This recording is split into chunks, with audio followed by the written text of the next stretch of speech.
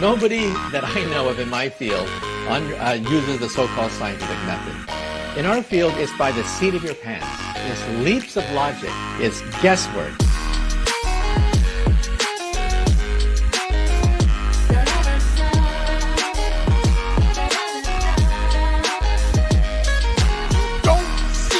Don't see the curvature of the earth. That stuff is flat. GLOBEBUSTERS taking over. Bye bye moonlight and rover. NASA so mediocre. Sorry, but your ball is dead. But your ball is GLOBEBUSTERs taking over. Gotta ride this roller coaster, but the truth is getting closer. Sorry, but your ball is dead. But your ball is. Get the shovel for the space hubble. Piecing up the puzzle. Need to burst your bubble. Evil gonna crumble, yeah. Sit down, be humble. Got the ball, you better fumble. You'll get mad, cause at this fight involves your uncle.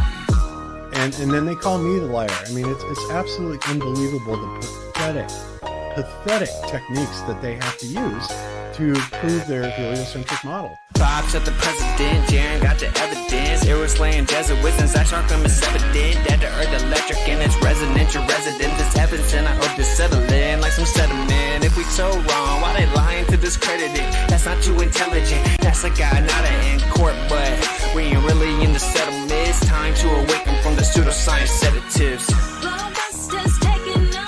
Bye bye moonlight and rover. NASA so mediocre. Sorry, but your ball is dead. But your ball is GLOBEBUSTERs taking over. Gotta ride this roller coaster, but the truth is getting closer. Sorry, but your ball is dead. But your ball is. Inner World Productions.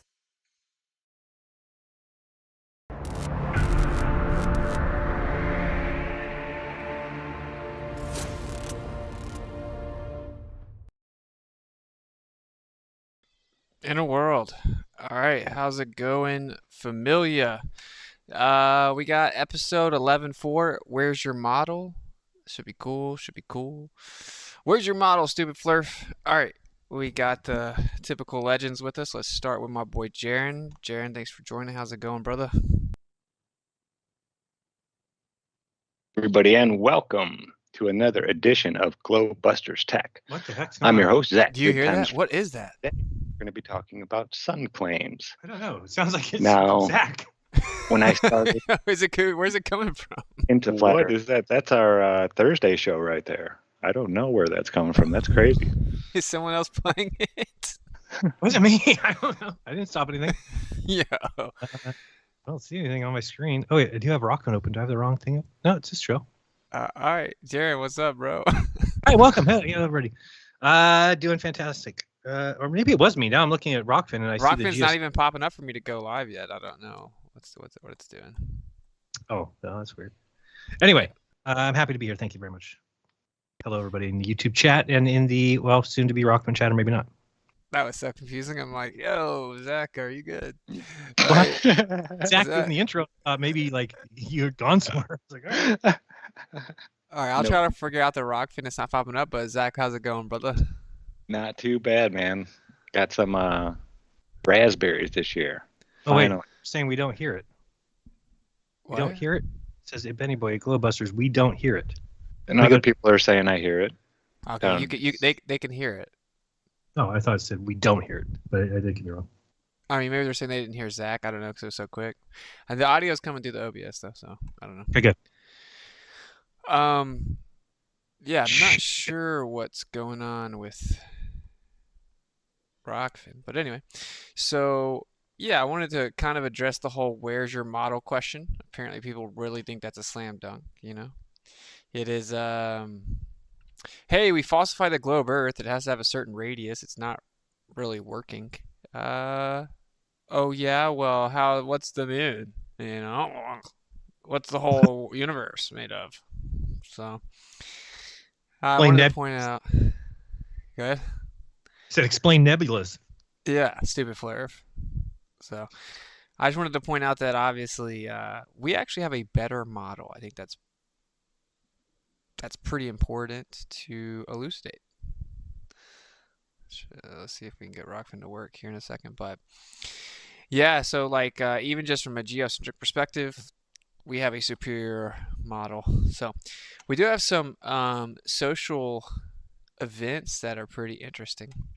So Jaron, where you were telling me about Travis Kelce or something, you wanna throw that No, out to the people? I don't know if this is the clip. I don't think so. But anyway, yeah, there's just an article that Travis Kelce says here makes shock flat Earth claiming 10 to 15 players in every NFL locker room believe the conspiracy theory.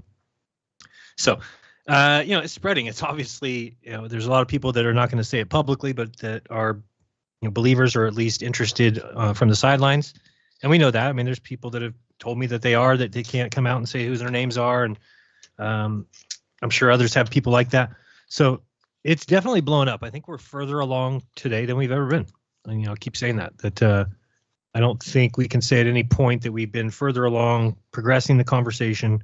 More people are open to it now. You can wear a flat Earth shirt out in public and nobody's going to say anything to you. And so I think it's definitely taken off, and it's only going to grow. Continue to grow, at least. Yeah, I've never had anybody look at me funny. Like recently at all. Yeah, not recently. All my flat Earth stuff. Somebody asked who's Kelce. Travis Kelce is plays for the Chiefs. I literally like the best tight end in the NFL. Yeah, isn't that Taylor Swift's boyfriend? Is that the Taylor. one? Yeah, Yes, that's him. Yeah. So, needless to say, not a random guy. No, it says then the host says, he says conspiracy theories help bring NFL locker rooms together. Travis told Santino, "Have you got any good conspiracy theories? Like Kyrie Irving's flat Earth? What percentage of the NFL believes in flat Earth? Do you think?" Santino replied, prompting Travis, backed by Jason, to make a stunning revelation. He says, "Kyrie is not the only one that believes that. He is probably the most well-known. Dude, honestly, there are at least 10 to 15 guys in every locker room, I would imagine. It's crazy." Says it's a lot. You'd be shocked. I think if you took a truly anonymous poll, nobody had to disclose their name or anything, you would get over 15% in an NFL locker room. Travis jokes, "I'm telling you, dude, everyone gets hit in the head. It's unbelievable." And then, of course, jokes about that. But what's funny is I bet it's way higher. If it was truly anonymous, it'd be way higher. You guys remember what the pitcher for the Cardinals said during like a playoff game? Yeah. He was like, he was talking about it and saying that he is even the smartest guy on the team, he said, is a flat earther. I'll try and find that clip real quick. And if anybody has Travis clip, I don't have the clip of him actually saying it. So I just have so far the article. No, yeah, all I could find was the article too. I think they want you to go get the podcast probably. Mm-hmm. I don't see. Yeah, the St. Louis one, they were talking about this guy does like NASA like stuff on his bat, his swing and stuff like that. He like baseball, they record the they do studying on pitchers. You know all about this, Jeran. Okay. Yeah. And like if this guy throws it from this position and this, he really digs in and does a lot of research on everything. And that's why he's such a good hitter. And he's a flat earther. Yeah, I think this is the at least the Cardinals clip real quick. I'll play it. I just think it's it. Oh, it's just too quiet. But he says, "I have to battle half my team. Thinking the earth is flat this year." That was Adam Wainwright was his name.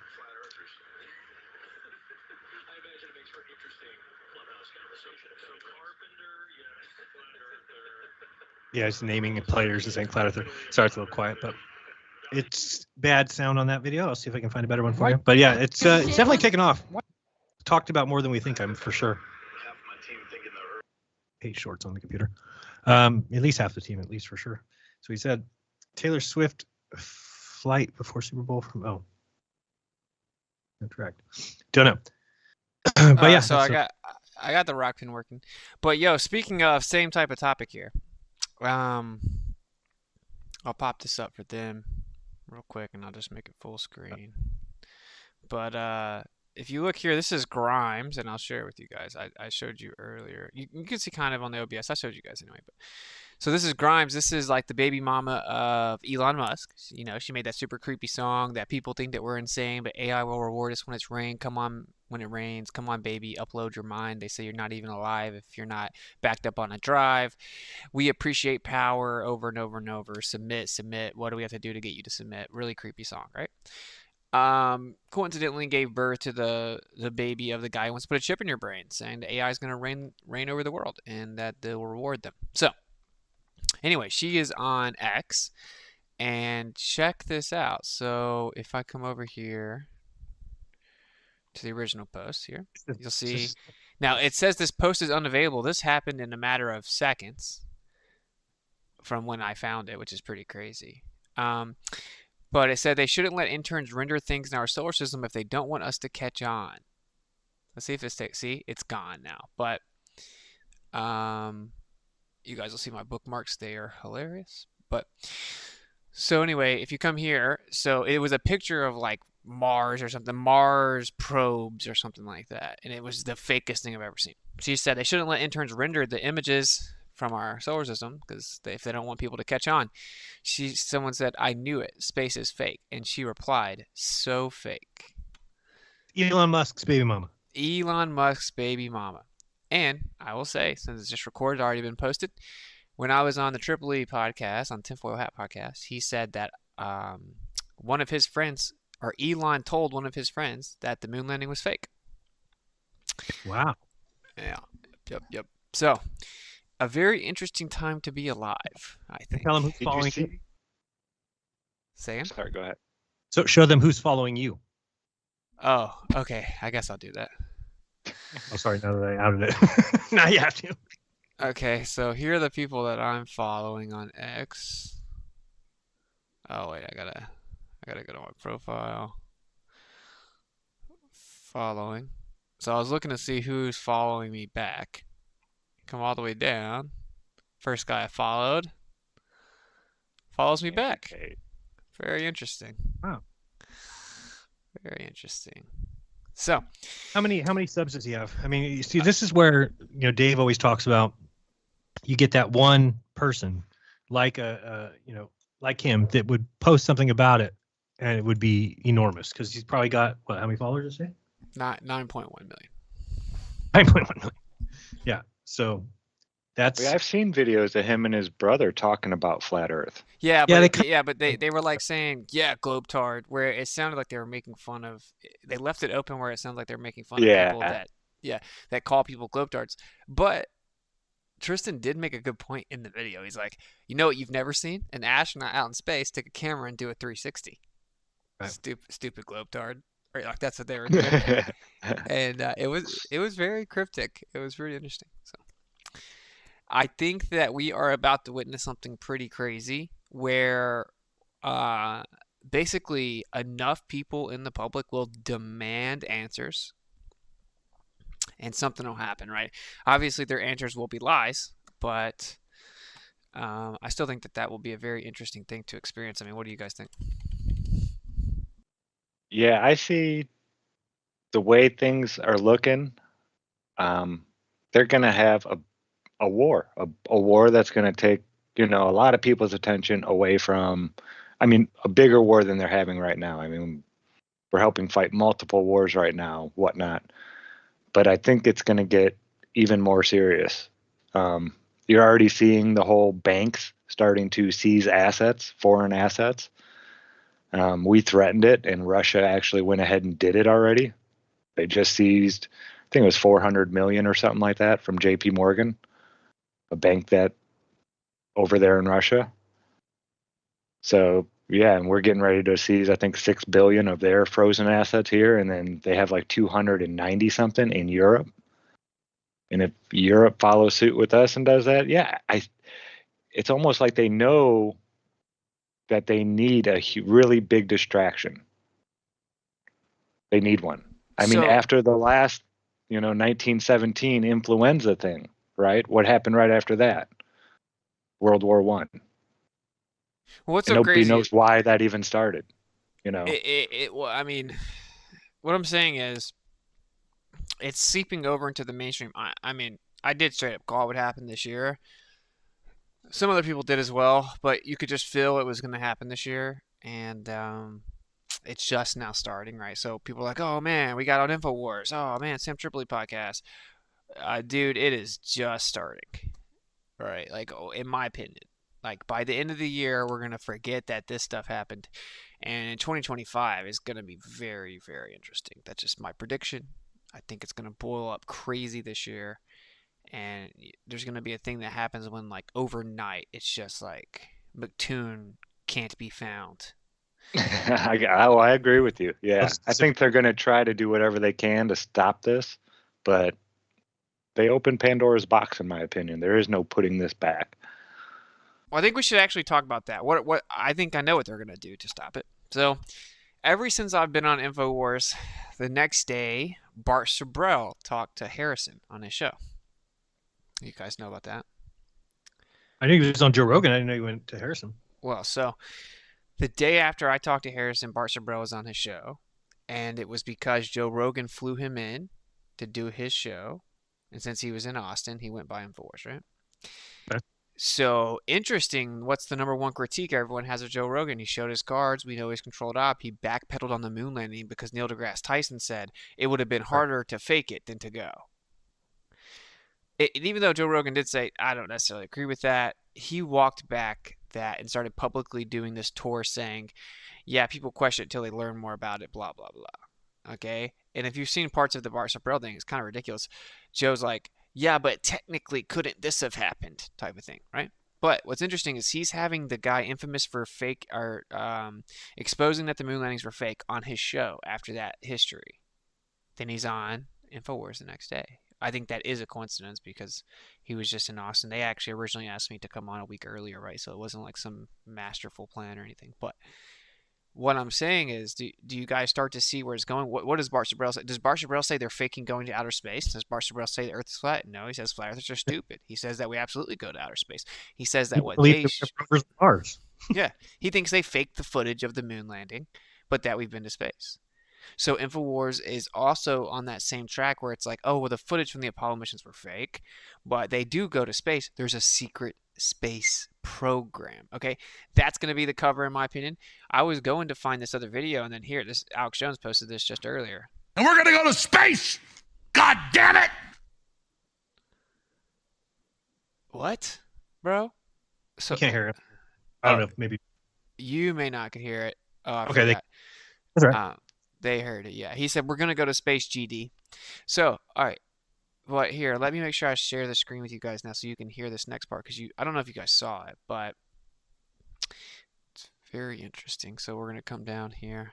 You should see So my you X can- now. The narrative coming along is going to be that they faked some of the footage, but we still went, or something like that. Yeah, secret space program. It's funny that you say that because I just was listening to Alex Stein. He was at that Minds conference or whatever, and he's talking about the moon landing being fake. And then one of the guys in the other panel says that exact thing. No, I think that we've just faked the pictures, but we actually went there and did all these. It's funny Oh, to it's say it's that. for sure what's about to happen. So, like, in my opinion.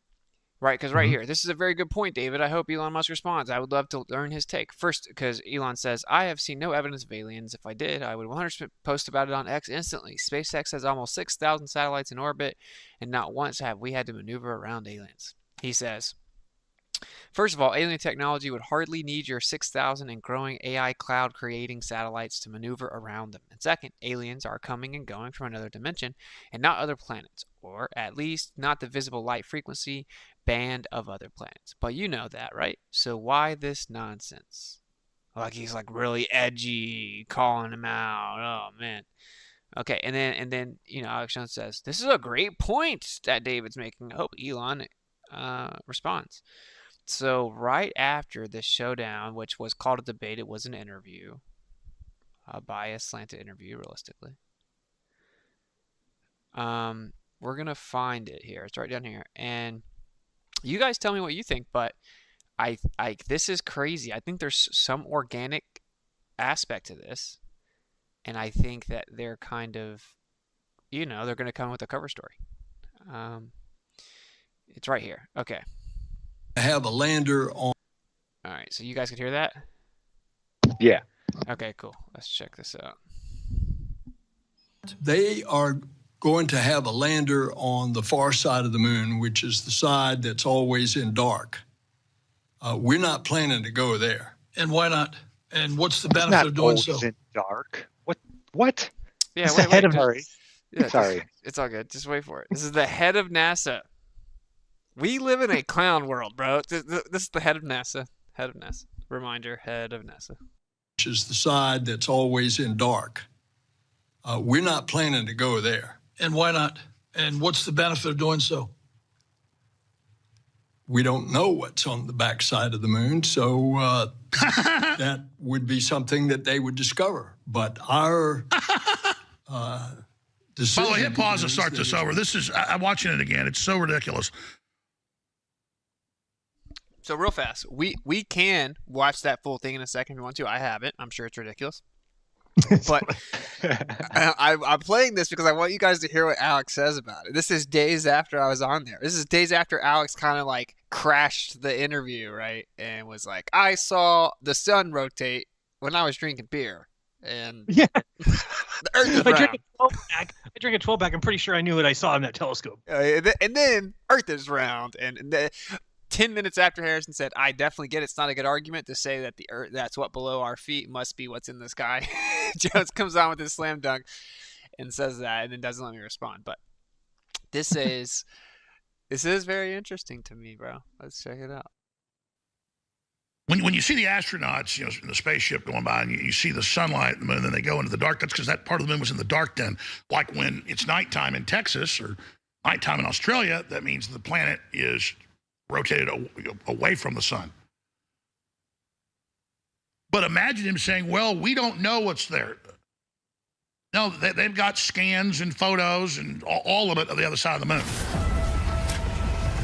While other networks lie to you about what's happening now, InfoWars tells you the truth about what's happening next.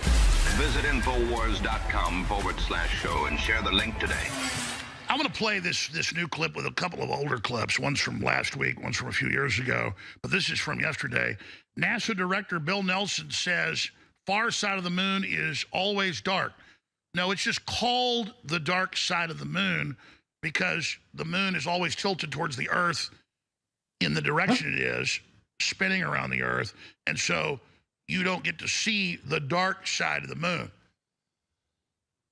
Now, we have Alex Jones correcting the head of NASA incorrectly about the moon. The basic part of the globe model, the moon. Okay, a little bit more.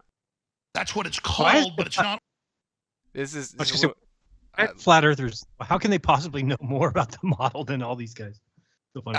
It's all just so crazy. Always dark. Now, this is the head of NASA that supposedly he's been to space. Doesn't understand that when there's. Oh, that guy supposedly been to space? Yeah, they sent him up on some shuttle mission. Oh, you mean the parabolic flights? Yes. Oh, interesting. A moon up there and you only see a sliver, that means the sun's hitting the other side.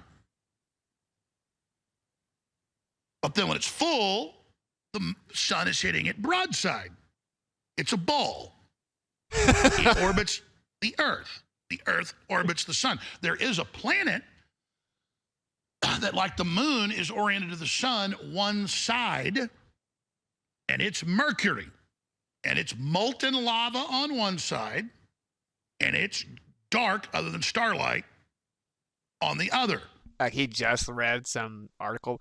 Yo, you know what's so funny, bro? Is like, side note, Enoch says that the moon is charged up by the sun up to 14 days and then discharges for the remaining 14 days. And then after the in-between period, it starts to charge up from the sun again. Basically corresponding with the plasma idea. But anyway, just a little bit more. But that is not what we have going on the way he's describing the moon. So it's not like the moon. Now, look, that's something probably most people really don't know. They haven't really thought about it. And I don't claim to be some astronomer, but I know that. Most people don't know how long it takes the Earth to move around the sun, Alex. Most people don't know anything. Just in case you guys are wondering, I kind of proved that. How many with people? like 200, 300 hours of live stream. Yeah, like I proved it. The general public is gone. They don't know anything about the Earth. But they can tell you that you're stupid if you don't believe it.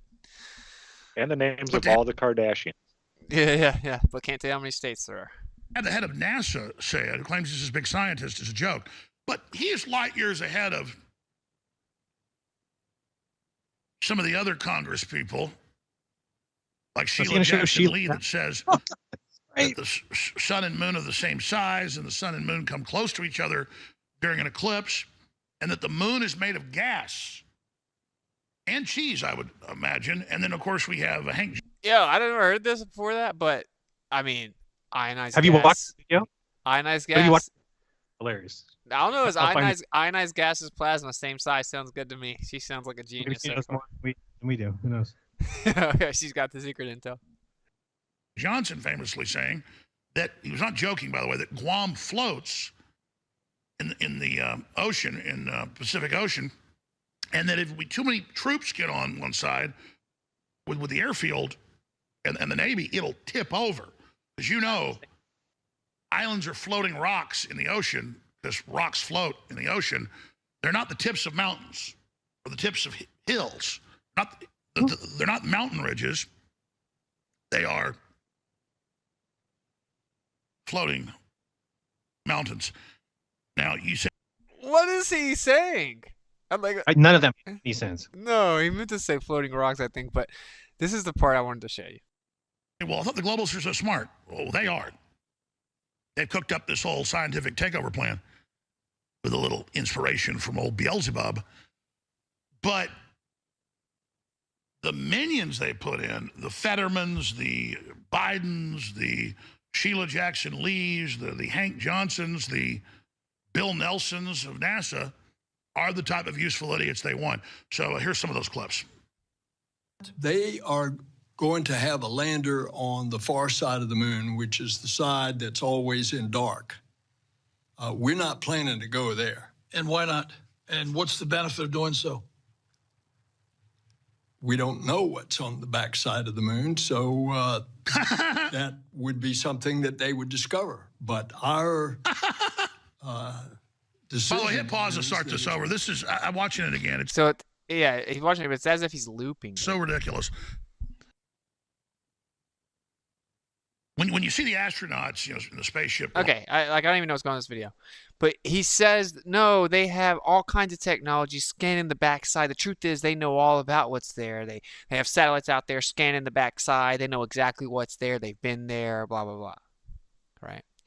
And so InfoWars, whether malevolently or deceptively or whatever, they're pushing towards a narrative of a secret space program. And that's not the first time, and I've learned that Harrison pushes that idea a lot. Secret moon bases. Is the moon hollow? They've been there multiple times. They faked the footage because they went there and did other things. All this, the secret space program. So I'm curious what you guys think, but my opinion is, as it comes out that NASA is completely fraudulent, and all this stuff they've shown us is fake, the Apollo footage was fake, that we've been misled about all of it, they're obviously not just going to come out and be like, well, these crazy flat earthers were right. They're going to say, oh, well, yeah, we lied. Now we're going to come out and admit it. Maybe we've seen aliens, whatever, but there's a secret space program. Or that may just become the mainstream thing, and quote-unquote whistleblowers come out and talk about it. But what do you guys think? I think you're right. I think they can play Nazi. That was not a Freudian slip.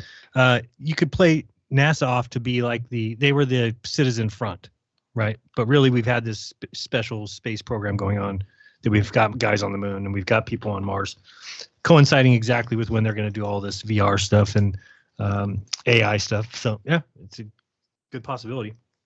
Because what they can't do is come out and say they're just been lying, right? It can never come out, because otherwise you just spoiled the whole idea. There can be no conspiracies. There can be nothing hidden. Too many people have to be in on it. That whole line. And now, same time, right? They're coming out with the movie Shoot the Moon or whatever. Is that what it's called? No. Take me to the moon. Take me to the moon. Yeah. So same kind of deal, which is going to be, in the end, you watch, they didn't really show in the trailer, but I bet you in the end they end up going. Yeah, like they had everything ready to fake, or they end up going, but don't show. They launched the fake footage anyway. But what really happened ended up being super cool, but they couldn't even show everyone because they had already launched the fake footage. Right, or when you come back and go through the radiation, it got rid of all the footage. So yeah, fly me. No, I got it. I got their out. They can have a complete out with this one, and take it if you want. So there are aliens, right? Maybe they're not going to tell us where they come from far away or they're already here, but they have an agreement with us that as long as we never leave this place, they'll keep giving us their technologies. And we're not allowed. That's why NASA's been faking it and faking it and faking it all this time. All the space agencies Oh, are. where'd you get that from? Huh? Where'd you come up with that? Your own head? Yeah, just now. Yeah, because you make a good point that they always have been gearing towards that, and then that would explain, because there is kind of some unexplained advancements in technology over the last 100 years. Just kind of seems to, 100 years ago or 120 years ago, whatever, they didn't believe that there would be heavier than air flight. And they even laid the groundwork back in the 50s when they had those lights in the sky over the Capitol during a presidential whatever. Mhm. There's when it started. I think that was 55 or something like that. And then look at that. In 58, they shut off the outside. They could even still say it's even on a ball. They're probably, of course, they're going to. They're not going to admit it's flat. But NASA's going to admit here real soon. They're going to have to. Because people, like you said, people are going to call them out that, nope, aliens are real. We're not allowed to go up there, but we have to give them so much stuff for their technology. And that's why we take all your funding and then just spend a little bit of it on the fakery. And the rest goes to the aliens for their gold for whatever. Yeah, so And that's why I all the mean, gold reserves are empty now. this is what I would be amazed to watch. Flat Earth, like, and this may be the creator, where if something like that was the plan, Flat Earth boils over right before. If Flat Earth streamlines into like the mainstream consciousness right before they try to pull something like that off, they are going to lose a ton of people. If they come out and say, we've been lying, period, all of a sudden, everyone has to step back and be like, wait a minute.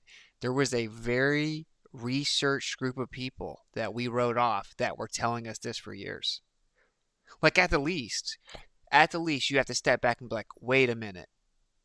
Are these people crazy? You know how the InfoWars vibe is? Yeah. I don't think flat Yeah. earthers are crazy. I get they don't trust the system. I'm not a trust the science kind of guy either. I understand it. I don't think they're stupid. I just disagree with them. That's the only position you can take if you're going to also take the position that, oh, well, NASA lies. A lot of stuff they show us from space is fake. There's actually a secret space program. I don't have any evidence of it. And they really went to the moon, but the footage was fake. And just trust me, bro. If you start pulling that conspiratorial position, you have to give ground to the flat earthers. Like InfoWars did. Like Harrison very tactically and very efficiently did, right? Like in his opener. He took some jabs, but he still laid it out there. That like he didn't think that they were stupid.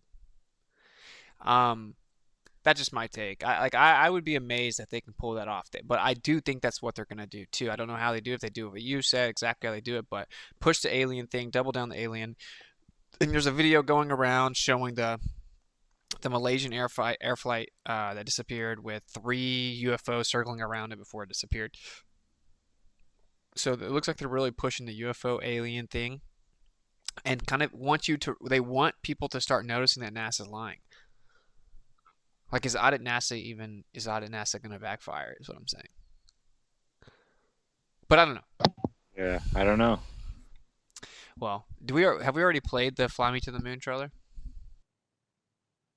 I'm not sure. Okay. I know I saw it. I think Jeran played it on his show. I think I played it on my show. You can play it.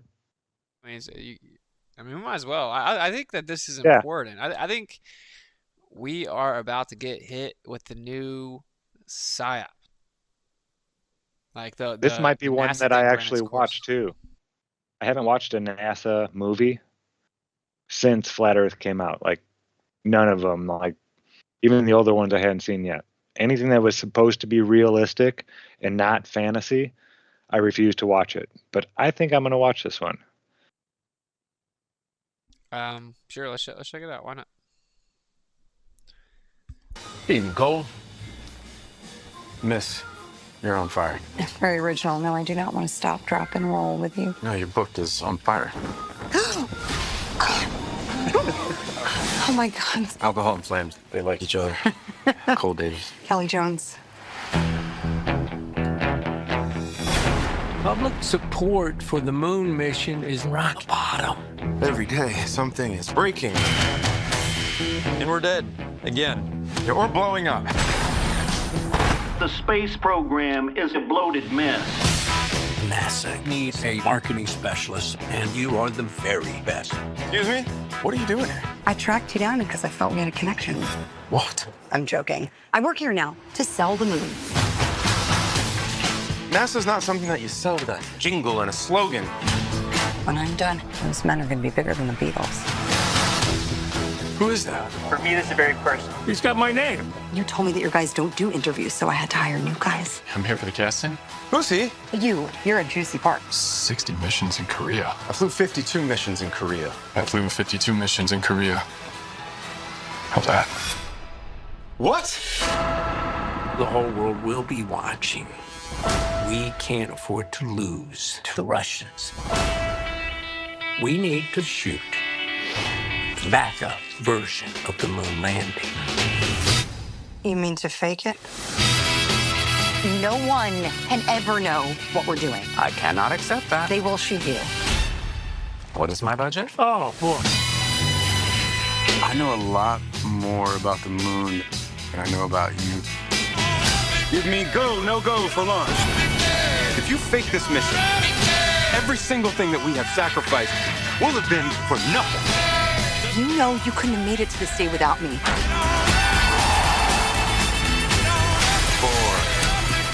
3, 2,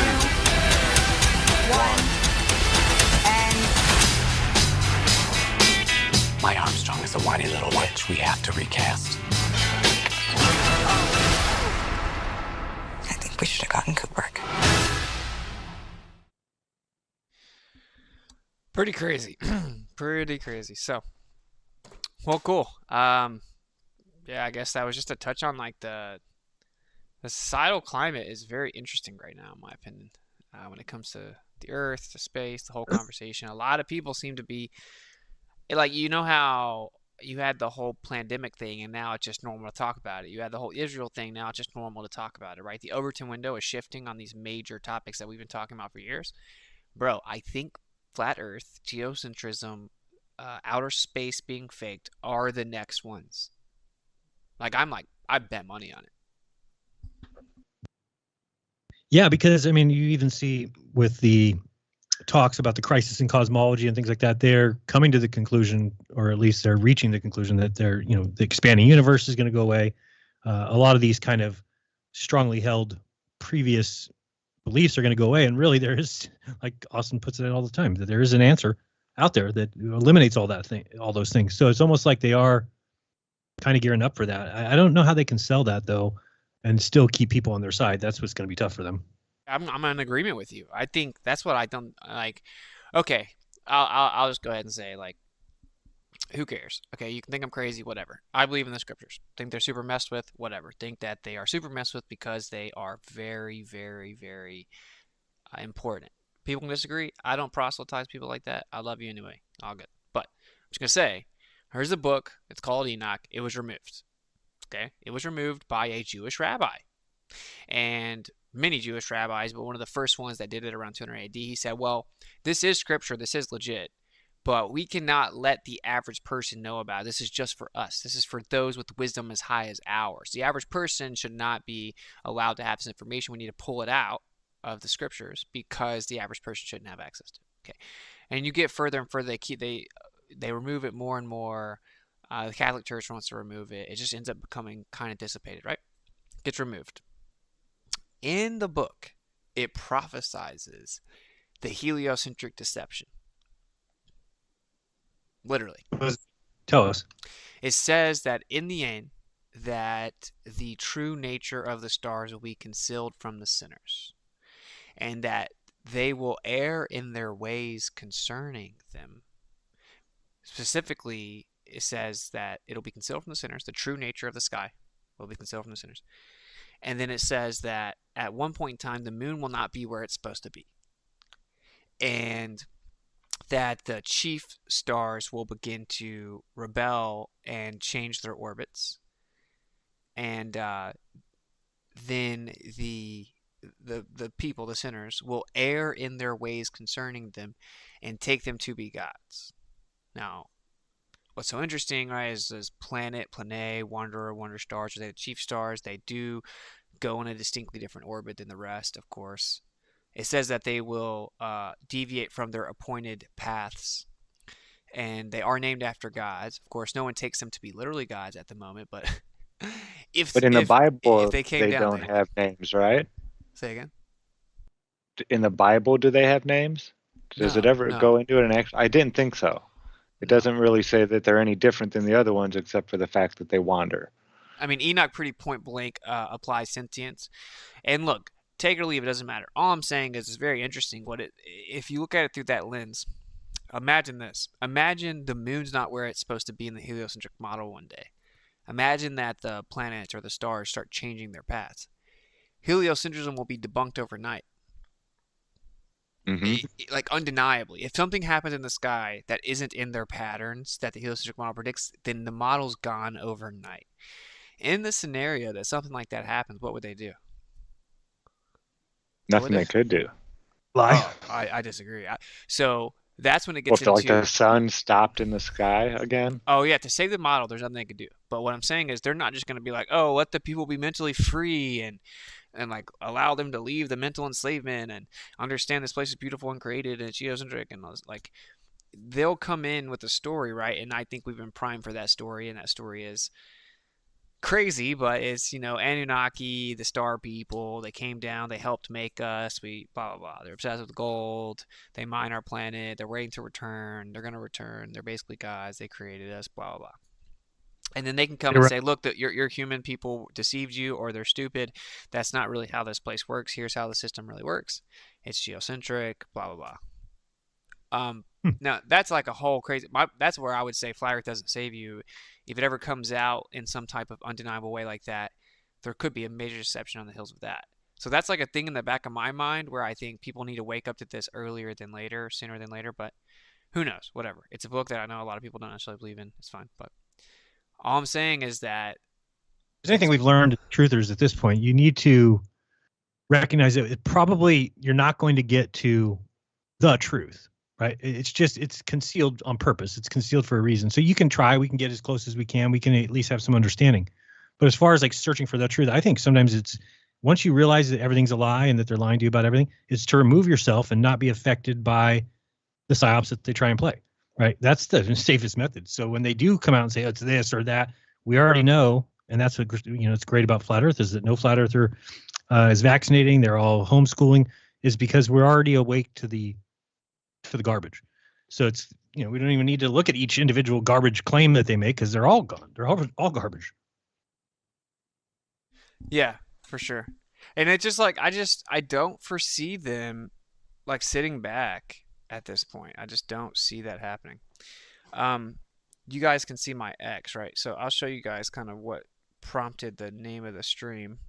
Of course, when I was on InfoWars, and we'll pop over here.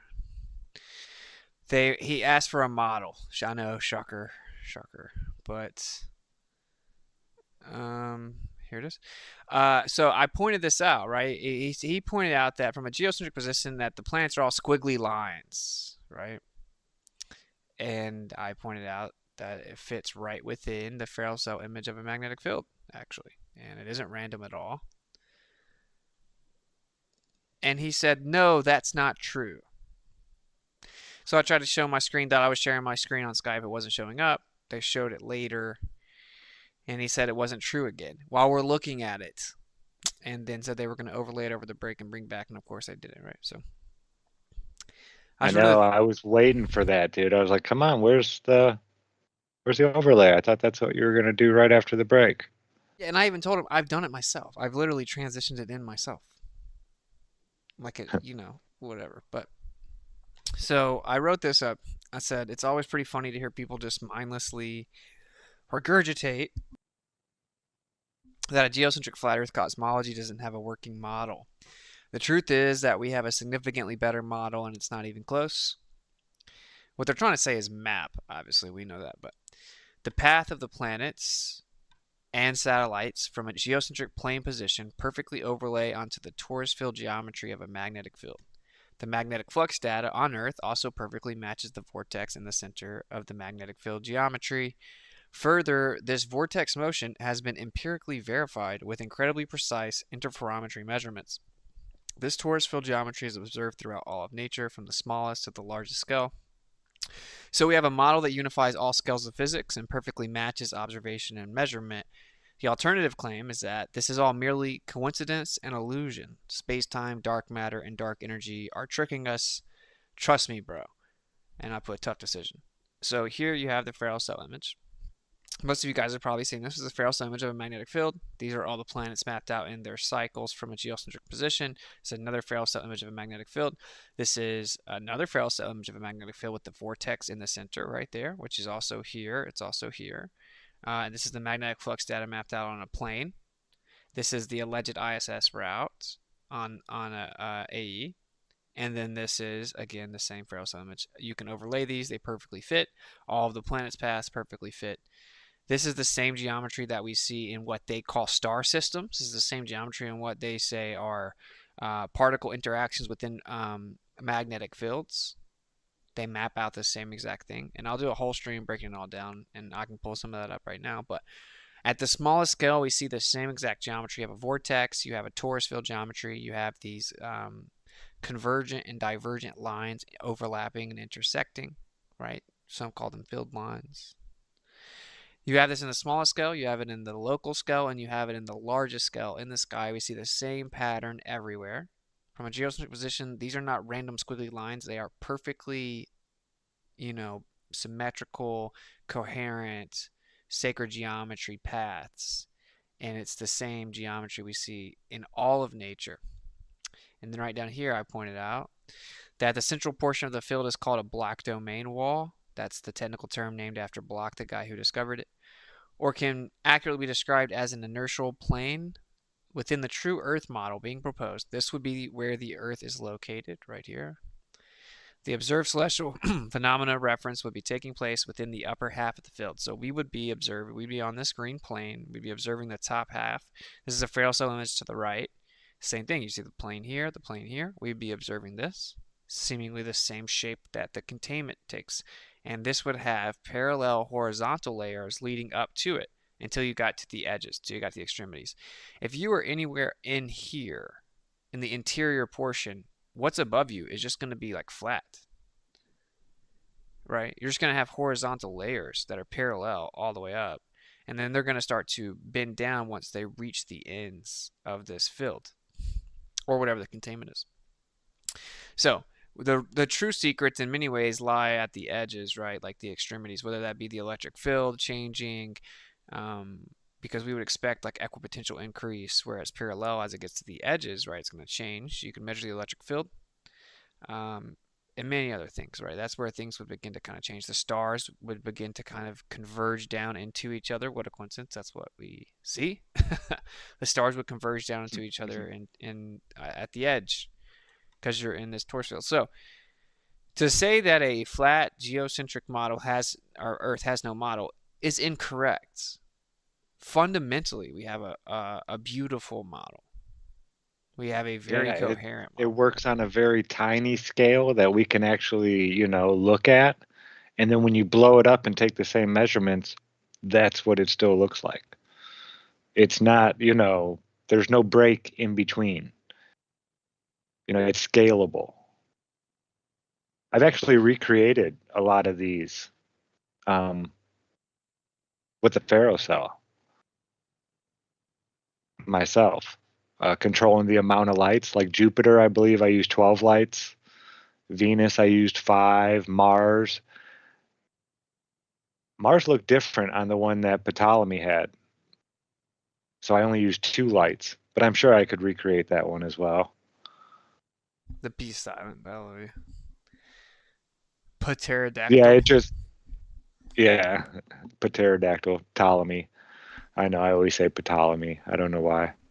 It's all good. A lot of people do. But yeah, what do you go explain further? You're saying that you replicated the planetary motion in the Ferrel cell. Oh yeah, here, let me get screen share real quick. I'll show you. I made a video. So here's the Ptolemaic model. It's got the, I know this is a crappy picture I use. And Mars is this one here that only has the 2. It looks like that. And then or maybe this one's Mars. And then you have Venus right here with the 5. And then I think I did Jupiter with the 12 out here. So I just have the ferrocell here and one single magnet. And then I changed the amount of lights around the edges. That's all I had to do. Same magnet for all of them.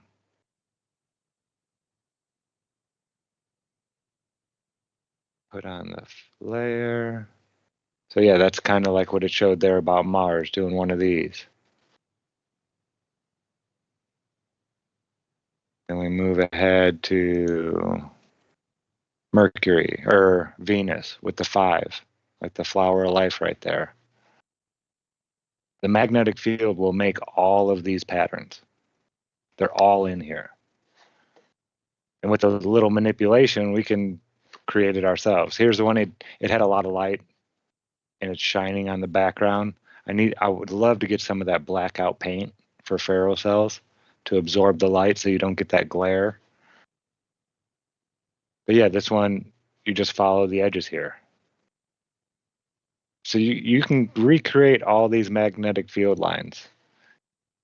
Look at that. Look at it. That's why it's called the flower of life. It's very clearly a flower, and that's exactly like what we see with Venus. Mm-hmm. And Mars. Yeah, all of them. It's an actual working model. Like an actual real life, physical, tangible working model, right? Like right, like that's a real thing. Magnetism's a real thing. It's a real. Now, okay, no, it's all good. Like grab some balls and bend some space time and show us your model. Until then, don't even utter the word model anymore, and much less try to gaslight us saying we don't have one. Our model is significantly better. And that's before we even get into the fact that the geocentric model doesn't require dark matter, doesn't require dark energy, doesn't require the inflaton. I promise it was there. It's a particle. Never mind, it's a field, but it's an excitation in the field that can be called a particle. It doesn't exist anymore, but it used to exist, I promise. Doesn't have the horizon problem, doesn't have the flatness problem, doesn't have the Hubble tension problem. We don't have any of those problems. 96% of our model isn't made up fairy tales that can't be verified or defined. It's just there's a fluid background medium. It's more dense. Things are much more local. It's finite. It's closer. And there's magnetic geometry. And by the way, you can literally map out the dynamics. I mean, you can apply a Lorentz magnetic force to the quote-unquote planets and the stars and everything and perfectly map out and predict all of it. It's not predicted in its post-diction, right? Because it's already been mapped out. You can use a Lorentz magnetic force and it perfectly matches and works out on the dynamic aspect, meaning what causes the motion, the dynamics. What a coincidence that the Lorentz magnetic force can be applied to the geocentric model. And I mean, even with their sizes and distances and stuff, which we obviously reject. And you can go look at Relational Mechanics by Andreas Cease, page 212. I cited that for InfoWars, right? And is it a coincidence that that perfectly maps out what we see in the sky, the Lorentz magnetic force, and then we go look at the patterns and it perfectly matches a magnetic field?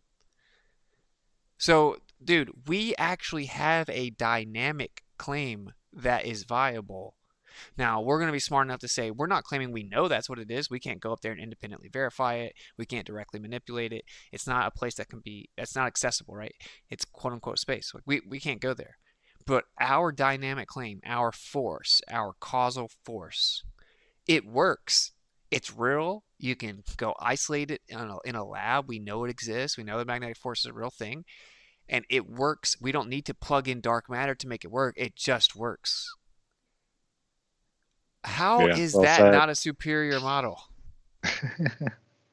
Well, because Neil deGrasse Tyson doesn't believe in it. Yeah, it's literally just a consensus. We got a super chat from Flat Earth Eric Daly. $5 says, we'll know it's happening when our normie family members begin to look at the evidence. Right. They decide to actually go, oh, is that what you've been saying for the last 10 years? Yeah, that's what I've been saying. Then we'll know. Thanks, Eric. We got another one that's just staying up there. Thanks to Crazy Doug for the $20 donation. 10% of the goal. Let's go. There is no clickable Ko-fi link. Should add to the description. I'll add to the description and to the YouTube chat. I'll pin it Thank you for letting us know. It's kofi.com/GLOBEBUSTERS, but I'll create the link to click in the description and in the YouTube chat right now. Like, I mean, am I tripping though? Like, is that not clearly a superior model, bro? Like, do people just assume I'm lying about this or something? Yeah, I mean, anything's superior than what they've told us. I mean, it's just such pieced together nonsense and distances that don't exist, and having to believe that people can see these ridiculous angles and calculate these things. It's insane. So I think that I've always thought that we've had a better model, even though we necessarily don't have a quote unquote model. It's like, I don't need a model.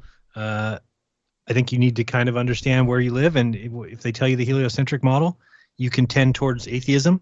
It's very easy to do that. It's very easy to go towards nihilism.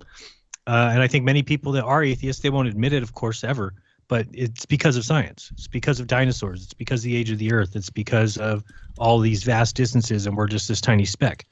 So if you eliminate that, or you just convince yourself that it's wrong, then the alternative is way better to start with. The one that says, oh, wait, You so can we are tend important. towards Yeah, you're atheism? the center of the universe. So pretty important when you're the center of everything. And then from there, humans are important, and evolution didn't take trillions of years or billions of years, whatever they say.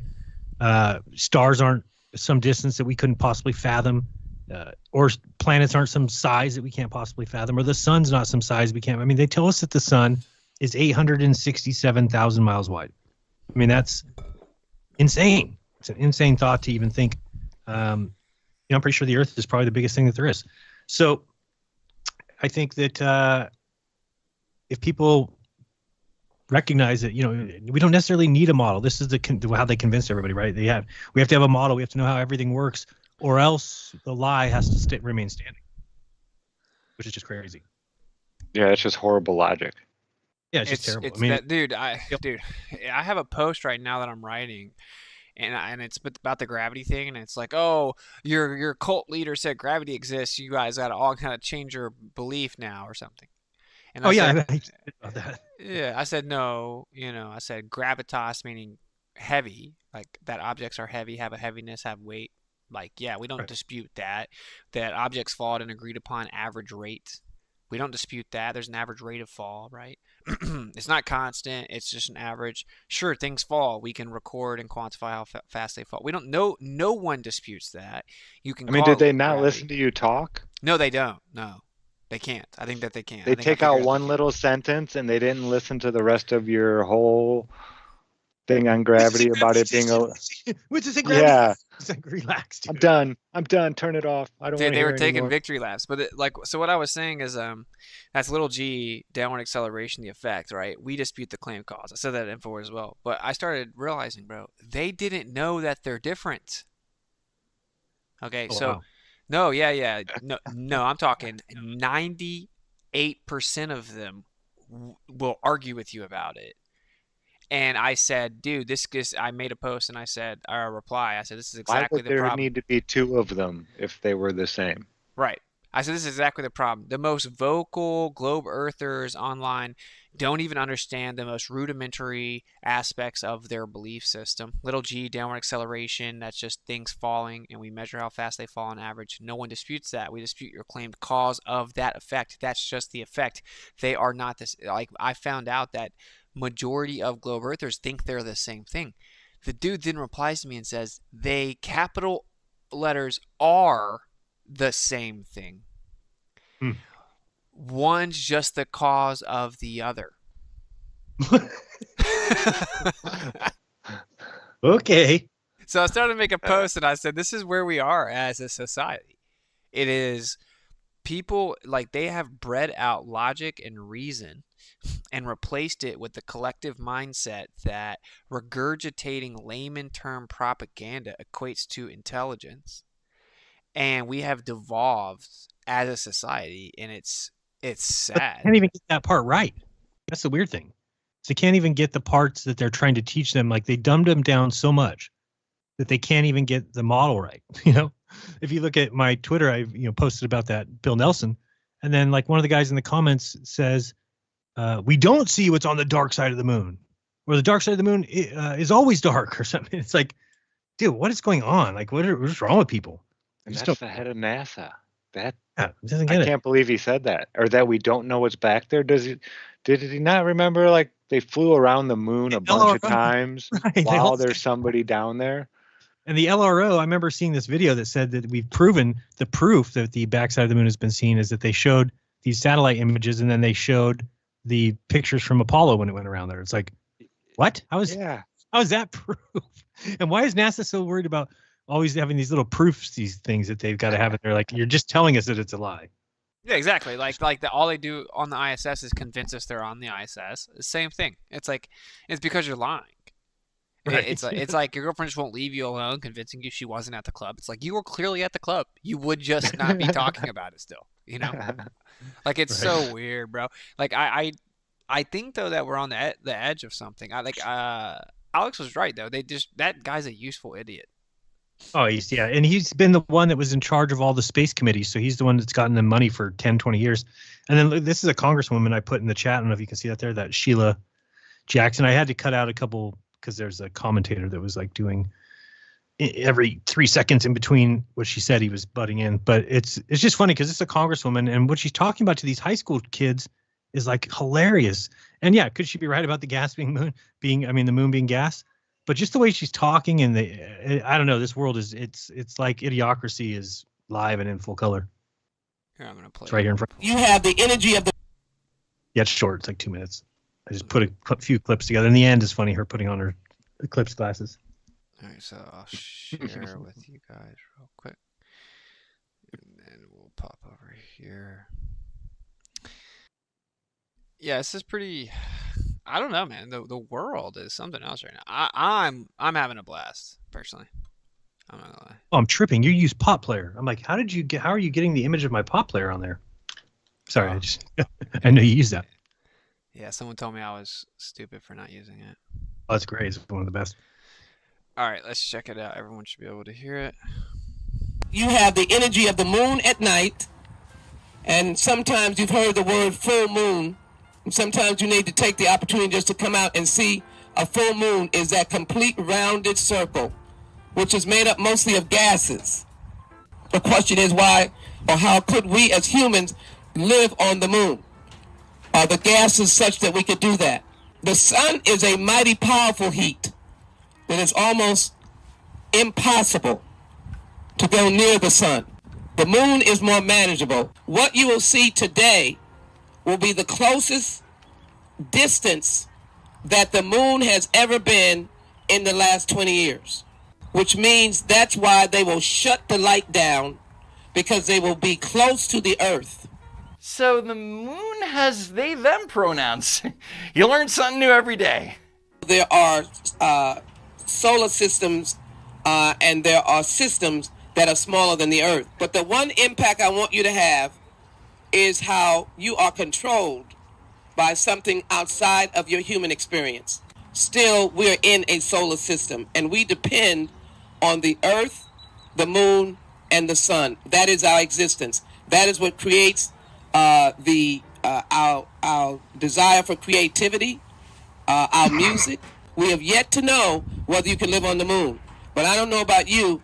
I want to be first in line to know how to live and to be able to survive on the moon. That's another planet, which you're going to see shortly. And Dr. Simmons, I didn't go too far away from the scientific explanation. Is that correct, hopefully? All right, so I was near it. So what you're here for is to see the complete darkness. When I blow the whistle, we're all going out on the field to be able to experience, get your own little spot. Don't jam up on somebody else, so you can see your own darkness. Maybe we'll hear some dogs barking, how they are impacted. But you will be able to tell because there'll be complete dark. Got it.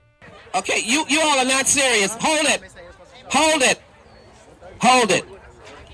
You're not serious. Get the glasses on. I'm getting ready to blow the whistle. When I blow the whistle, get out on the field. Get out on the field like you're going to find your own space, your own heaven. You have the legitimate glasses, do you not? All right, we want to make sure that no one tries to be cute and look up without anything on their eyes. Please don't think that's a joke, because we will be walking you out of here, and we'll be holding your arm to get you out of here, because you won't be able to walk yourself out. Come on out. Come on out.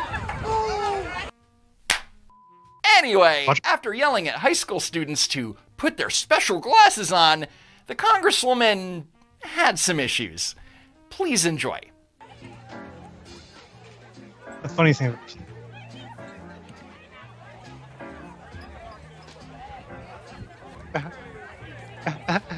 Put the mic down. He's looking for help. Is this a joke? And she was trying to be as close to the scientific, like. She's talking to high school kids. Don't be jamming up on each other out there. Get your own piece of glass. What are you doing? It goes over your eyes. COVID's over. Stop it. Oh, she blew it again. Just holding it now. They all bunched Just up. act like you can see. Just act like you can see. Oh man, that's enough for me. That's wild. Yeah, she's a congresswoman. Oh my. She's been a congresswoman for like years. Oh man, that's too funny. We got a couple of super chats over on Rockman. Big shout out to Fishhead Montana. Says thank you guys. Tipped 5. And then Eric the Red. Tip 10. Thank you, Eric. You guys are awesome. Yeah, and just to call back out, 10% of the goal. Let's go. There's no clickable link, Kofi. Thank you, Crazy Dog, for going to Kofi. That link is in the description and pinned at the top of the YouTube chat. Kofi.com/GLOBEBUSTERS. Yeah, this next little part of the whole model thing, it's a bit more technical, and I'm really trying to work on that. There's this weird line to walk, right? When I get on InfoWars, do I just unload the bazooka, right? Or do I, and I didn't do that. And I'm saying like not to get too technical, blah, blah. If there's a moderator, it's official debate, certainly with someone with credentials or knowledge, like then, it is what it is. But I want people to understand it, okay? And so like, if I take a magnetic field, if I take a magnet and then if I threw something towards the magnet and it got pulled in by the magnet, quote unquote, pulled in, right? That would be a dynamic interaction. It would be dynamic because the force of the magnet pulled, and these are layman terms. I don't even believe that the magnet pulls. I don't believe in magnetic attraction. It really accelerates to the null pressure. That's more complex. Very simple. The force of the magnetic field is dynamic. It's the force that caused the other object to move in relation to it. It's dynamic, okay?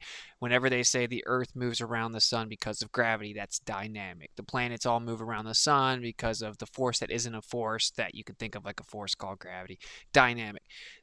Saying the Earth moves around the sun is kinematic, right? So how, like the path or the geometry or how the bodies move in relation to each other, the path is kinematic, and then the cause, the force, like what causes them to move, is dynamic.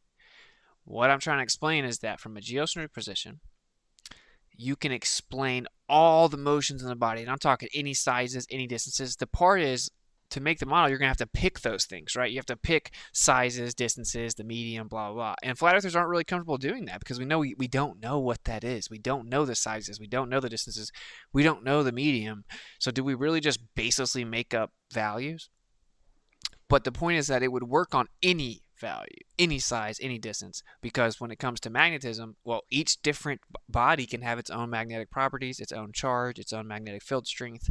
It's very flexible, right? So, but to explain to the normal people, or like to the people that are still believing this lie, it's like if you took all the planet sizes that they claimed are true, all the distances, all of that, the geocentric model has a model that works better. Now, we don't believe in any of that, any of those distances. It doesn't matter. So what I'm trying to say is that in their model, they say it's relativity, it's gravity. It doesn't really work. We don't know exactly what it is, but it'll work for now. And where it doesn't work, just plug in dark matter and don't worry about it. We'll figure it out one day, right? 83% of the universe is matter, is dark, and we don't know. It's just missing. It's missing mass. Gravity doesn't work, but we'll pretend it does. That's their dynamic claim in 2024. the mainstream model. We have an option of saying it's a Lorentz magnetic force. It's a magnetic force. You don't need dark matter. You don't need anything. It all works perfectly. And when you then look at the path of the magnetic field, what do you know? It matches all the planets. So just to make sure that people understand what I said earlier, is it a coincidence that all the paths of the planets fit right in that torus field geometry? And is it a coincidence that you can explain it all dynamically with the Lorentz magnetic force, and then just coincidentally their paths fit within it? So like the rotation of the stars, that's all within the vortex of the torus field, and then the sacred life geometry, that's closer, maybe more local, and it's moving within the field lines of the magnetic field, perfectly matching the torus field. So both all the rotation of the stars and everything else in the sky and the planets all fit within the torus field perfectly, right? That's like, look at star trails and think about a vortex. It all fits right in there. It's pretty crazy. And this is where it has significant advantage over any theoretical globe anyway, because there's a vortex. There's a singular direction vortex, right? So, yeah, hopefully that's kind of enlightening to people. Because to me, it's worth pointing this out to people, because this whole notion of you guys don't even have a model is such a lie. We have a way better model. Way better model. Yeah, the whole idea that we are flying, like not just us, but the sun. Like we're going around the sun relatively slow compared to how fast the sun is actually screaming through space, allegedly, right? It makes no sense at all to have perfect stars in the exact same place, the same constellation for thousands of years. That's just nonsensical. I'll give you a year, maybe, 2 years, 3 years, maybe even a decade, because they're so far and vast and yada, yada, yada. But thousands of years? And the pole star, which Stella Polaris, if you look that up, that's Latin, and it means the pole star. So Polaris means the pole star. They took the Stella part off.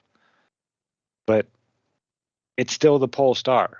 It should have moved 27 degrees along its, not in our sky, but along its precessional path. They say in 4,000 years, Vega will be the pole star, blah, blah, blah, all that nonsense. No, it hasn't moved. It's still sitting right there at 89 degrees, whatever, 55 seconds or whatever it is. Yeah, exactly. It's yep.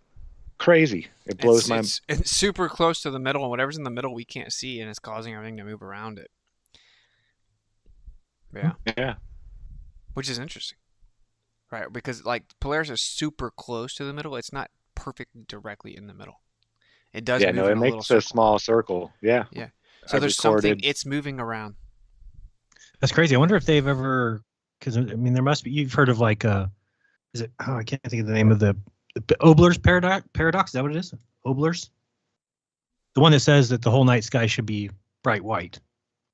If stars are everywhere, like they tell us, and there's trillions of them or billions of them, whatever, And billions they're of as them. big as they say and stuff. Yeah. Right, and then they should fill the whole sky, especially if in space light travels without any impedance or detriment. So yeah, I was just thinking if there must be a star that they say is straight above the North Pole. Well, personally, what I think, right, is if you see the center of those Ferrel cell images I showed earlier, it's just pitch black. It's pitch black, right? And everything moves around it. You know what I'm saying? And so, like, I would say that's ether. so people can get triggered, but I'd say it's an ether That's portal. what I would call, yes, that's zero. If anything could be zero, right there is zero. Yeah, it's inertia, like actual inertia, rest. It is a tunnel to the background, right? It's a portal. and what's so crazy, bro, is the bigger that is, the stronger the magnetic field is. The power's coming from there, like literally. And the tighter the field lines, like it's not allowing the field lines to escape. It's holding them all right there very close to it. The closest thing you'll ever get to a black hole in reality. Right, that's what I would say. Like that's where they got the idea from a black hole. I mean, all this cover story about all this other nonsense. It's like, no, it's just their magnetic fields, and magnetic fields have like the pure inertia in the center. But what is so interesting is that if that's in the center of our torus field, right? Like everything is moving around it. And it's kind of crazy to try to grasp the strength of that field, like the relationship between how big this realm really is, right? And then how much power does it really have? It really isn't the strongest magnetic field ever, right? Like the Earth's magnetic field isn't incredibly strong. I don't know how strong it is when you get up higher, right? And if you look at the relationship of the area that Polaris would be moving around, and then how vast the sky is, it would be a weaker magnetic field with more expanded lines. Like, Zach, what do you think about that? Mm-hmm. Yep. Jan, what were you gonna say? I was gonna say, and I forgot. Good. Well, check this out. I have this put up on the screen right here, and this is from Relational Mechanics by Andre Assis, professor. It's a book he wrote. And so obviously he's pointing out the dynamic equivalence, meaning that you could equally say that you could believe in gravity, whether Newton or Einstein, and say that the Earth's in the center and not moving. He's dispelling the notion that geocentrism isn't viable dynamically with the force that causes everything to move around. Now, we obviously don't believe the sphere. We don't believe the size of the planets, the distances, distance of the stars. We don't believe the vacuum. We don't believe in Newtonian, and we don't believe in Einsteinian, because we've suspended belief, and that's why we're flat earthers, right? We've decided to empirically verify things. But this is what's so interesting. So understand that's the context he's writing from, like assuming the sphere, assuming the sizes, distances, all that. In relational mechanics, we can interpret this rotation as an analog of the magnetic Lorentz force law. In this case, the spinning set of distant galaxies generate a gravitational magnetic field. If you look into the dynamic theory of gravity that Tesla was proposing, he was basically saying gravity isn't actually a thing in and of itself. There's a magnetic field, and the pressure mediation creates like an equal and opposite reaction, right? And basically things just migrate to where the pressure's forcing it to, and people are calling that a force. It's nothing in and of itself. And it's very similar to what Ken Willer says, right? Incoherent dielectric acceleration, it's not point specific, meaning it isn't anything in and of itself. It's just an effect. It's not a force pulling anything in. And it's funny because they move towards relativity more towards that understanding, right? They say, well, gravity is just the effect of the bending and warping of space-time. So the effect of the displacement of the background or of the environment, the pressure mediates, and it kind of guides things like a railroad track. Relativity hijacked the dynamic theory of gravity from Tesla, basically, but changed it, like grossly bastardized it, and then removed the substantive background and put space and time there and all this other stupid stuff. Anyway, in this case, the spinning set of distant galaxies, we don't have to believe their distances. We don't have to believe how big they are. Does it matter? There are what people call galaxies. They look just like magnetic fields. Once again, what a coincidence. Generates a gravitational magnetic field. There's the equation, which exerts a force on moving masses given by this equation. The flattened figure of the Earth, so they claim that the Earth's an oblate spheroid. Of course, it's slightly flattened, right, at the poles because they claim the centrifugal force of the Earth spinning and stuff like that. The flattened figure of the Earth, or Foucault's pendulum, can no longer be utilized as proofs of the Earth's real rotation. In relational mechanics, both facts can be equally explained with the frame of distant galaxies at rest, exerting a gravitational force on bodies at the Earth's surface, while the Earth rotates relative to this frame, or with the Earth at rest, while the distant galaxies rotate around it, exerting this gravitational magnetic force on bodies at the Earth's surface. Both explanations are equally correct and yield the same effects. It then becomes a matter of convenience or of convention to choose the Earth, the distant galaxies, or any other body or frame of reference to be considered at rest. This is a hostile witness, heliocentric proponent, professor of physics, writing and breaking down relational mechanics with all the math, all the physics, from within their own paradigm, with their claimed sizes and distance of galaxies and the Earth and the shape of the Earth and the planets and the vacuum, all of that, showing that you can keep the Earth stationary and actually use a Lorentz magnetic force. It'll cause an equal and opposite reaction. Everything will move around the Earth. and it's equally viable. You couldn't claim the pendulum proved that the Earth was rotating. You couldn't claim that if the Earth was flattened at the poles, it proved the Earth is rotating. You would have the centrifugal and centripetal forces from the angular momentum of a rotating universe. And so, anyway, I'm just pointing out this is a pretty significant portion of it because this probably has a lot of truth to it, right?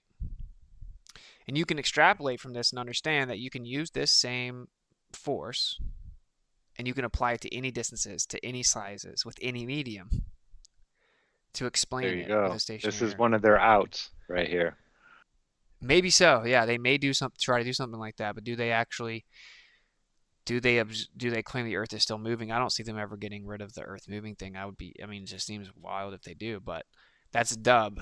That's a dub. Yeah, for sure. So yeah, I thought that was pretty interesting, so people knew what I was talking about. I mean, that's just a little excerpt from the book, but yeah, and so basically that's my whole point. I wanted to like I know a lot of people are familiar with it. I've gone into depth with it, but we have a better model. I think that's important. We don't need a model, just like Jeran said. It's stupid to go jump headfirst into a model. It's stupid to claim a definitive model. That's ignorant. That's like what we're breaking out of, is they've gotten so devoted to this model and philosophical beliefs and stuff that they've just gotten lost in pseudoscience and nonsense and then told us it was true science. And we broke out of that belief. We suspended belief, right? We don't need to jump headfirst into just believing something again and then claiming we know it's true.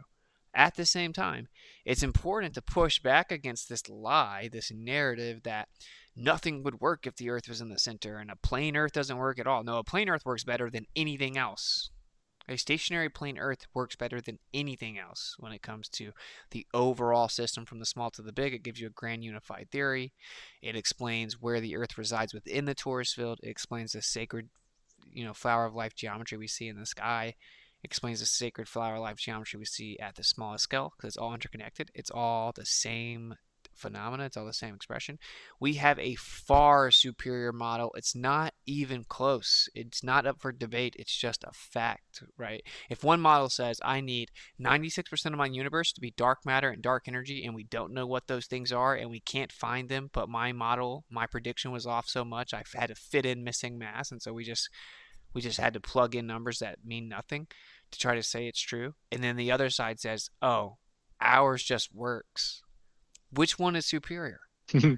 Now, would you say a geocentric globe Earth has a better position than a heliocentric globe Earth? Yeah, absolutely. Well, no, obviously that. But I'm saying, would you say it's as far as which one has a better model? Or are you saying that the flat Earth works well in every instance? Oh, I'm saying the flat Earth has a better model because you have the dielectric plane or the plane of inertia through the middle, and that's a major problem for the globe Earth.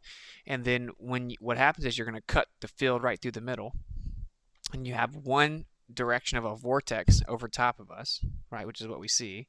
Right. And that's what the flat Earth cut through the middle. And then, of course, where do you even put the dielectric plane on the globe in the first place? But then you have the sacred geometry that's from the top half of the field fitting right over top of the plane Earth. So I would say the plane Earth actually is actually superior to the globe Earth geocentric model. And then the globe geocentric model is superior to the heliocentric globe model. It is literally last place. Literally. Like just fundamentally. A geocentric globe Earth doesn't have dark matter and dark energy problems either. No, it doesn't have a lot of the same stuff. And I think you could probably get planets down to size, and you could get moons down to correct sizes, or if you wanted to go that model. Of course, we don't find any curvature, so why would you go there? And people aren't upside down underneath. So. And that's what else I even plugged that in InfoWars too. I think I'm hoping it has replay value. That was kind of my hope, but like for truth seekers, right? But I pointed out that Hubble said, like, obviously, if the Earth's in the center, what it would mean is that everything in the universe is much more local, much smaller. Right. It's much more dense and suspicious. Yeah, suspiciously young. Yeah. Crazy. Because they won't even look at it, and that just tells you there's a problem, right? I mean, science would actually weigh two options, and that's why I always bring up the Edwin Hubble quote, because you can just tell that that's not at all what any scientist is doing. And then you've got George Ellis, who says the same thing. I can construct for you a spherically symmetrical universe with the Earth at its center, and you can't disprove it with observations. That sentence alone from a mainstream cosmologist or physicist should really wake people up. What do you mean? What do you mean you can make a model with the Earth at its center and you can't disprove it with observations? Because people think that we see the universe moving away from us and we see all these things, and it's just not the case. It's just they're all basing it off basically philosophical grounds. They just don't like it. They don't like the idea. They have to stay away from the absolute horror. You've got who was it? Hawking saying that he does it on the grounds of modesty. So who knows? I don't know. On the grounds of modesty. Yeah. Anybody contact you about the Stephen Hawking thing and the flat Earth this week, Zach? No. There's it's hard to find. I couldn't even find it. I'm not very good at the way back. I don't find most of the stuff I try to look for, but yeah, I could find nothing, not even the picture, the image anymore. Yeah, who knows? I can show this right here. Big shout out real quick. Fishhead Montana, another 5. He asks, did anyone else use the magnets in the ferrocell to show the illustration of planets in the past before? I told him I'm not sure. Cami was the one who had me try that. I'm just a mechanic for a lot of the stuff. Here, I'll show you guys this. So this is kind of, I think I made a couple changes, but this is what I showed at Flattoberfest, right? But here you see the same pattern in all of nature, right? And I put the one true law is that all things seek equilibrium. You could also say pressure mediates through pressure mediation. And this is a very simple concept. We see it every day. If I open up the door here in Florida in May, my house is going to get hot very quick, right? Right, because the heat goes to the cold area, just like your coffee cools off. That's pressure mediating. When you open the soda, pressure mediates, obviously. Right, so the high pressure goes to the low pressure around the soda can. This is a very simple concept. It's just things seek equilibrium. They try to equalize out. That's pressure mediating. Pressure is force over area. Right. That's all. everything. That is like everything. That's what I call Mother Nature. Pressure mediation. It is trying to revert everything back to the ether. Now it doesn't. Yep. Of course, we have a force above always applying down, energy into the system. And it's very dynamic and there's a lot going on. But yeah, that's what is going on when we say pressure mediation. It's like a high potential seeking out a lower potential to try to equal the same. So everything can be zero. It's trying to make all pressures zero. That's what it's trying to do. And seemingly it would maybe accomplish that if it weren't for that force from above kind of knocking things off. Yeah. Mm-hmm. And it keeps it closer to its current state. That's why material stays material, blah, blah. And what's so crazy, that's what I put it, like that's the one true natural law. Like it's the one true natural law. All the other laws fall underneath this. All of them. It's crazy because you could show a child this picture, right? In all natural design is governed by simple laws of physics, energy, frequency, and vibration. And that's what you get when those things equalize or attempt to equalize. And I put all scale as the alleged atom, which is pseudoscience, but the actual pattern in which we see that pressure mediate is, wouldn't you know it, a torus field. It's a torus field. This is how they'll map out what they call particles. There are no particles moving around, but you can actually measure the pressure mediating in a vortex that actually diverges out from a central point, a torus field. And basically the true story of quantum physics is they looked at the small scale, they came up with this atomic model, they're materialists, wanted to count everything, so they're like, oh, atoms are little balls bouncing around, and then they started detecting things even smaller, like even smaller phenomena that was happening, and it was always like, these little vortices and torus fields everywhere. It's like, oh man, we got to keep going. We got to make up a new model, right? And then you get subatomic particles. Nature shows us the unifying expression all around us. This is a flower that looks exactly like a torus field. They're everywhere. We see it everywhere. And sometimes it's not perfect. Like acorns look like this as well. So do pine cones, right? Like Aaliyah got a pine cone the other day and thought it was the coolest thing ever, and it looks just like this. It's the same geometry over and over and over. And I have like 100 other images that explain this, but our water cycle, same thing, is looping back around. I would say that the tides are just an intricate water filtration system of the Earth within the torus field. Our bodies do the same thing. I mean, this is the unifying expression from the small to the big. It's a little bit more complex. You have the conjugate geometry, just meaning that you have the donut and the inside of the donut. If you look at the top there, you'll see the vortex in the inside. It comes down to a point of the cone and then expands back out once it reaches the middle. As above, so below. That's the inside, right? The hyperboloid, and then the outside is the torus field, the toroid. You have the hyperboloid, the toroid, the donut, the inside of the donut. It's very interesting. Very interesting.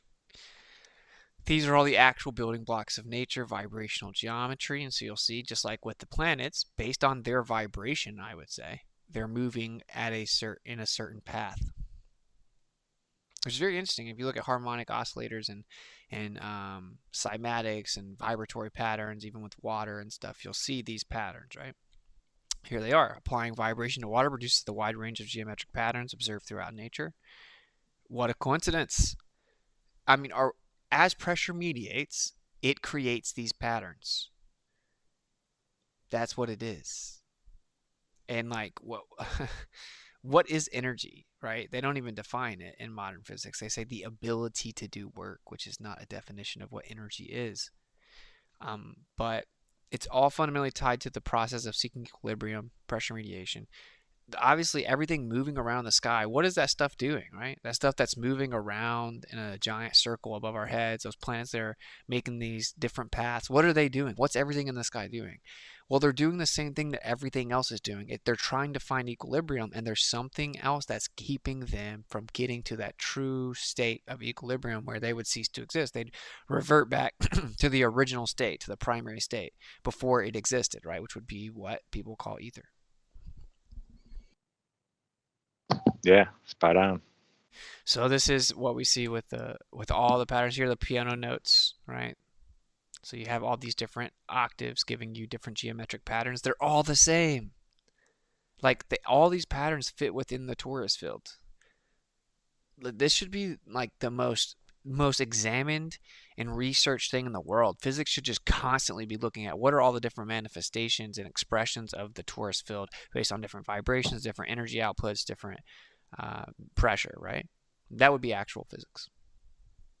Yeah, I think they knew about this stuff a long time ago. I mean, the transformation of the Hebrew alphabet, of when you speak the Hebrew alphabet into what is that thing that can collapse the waveform and make an image of it?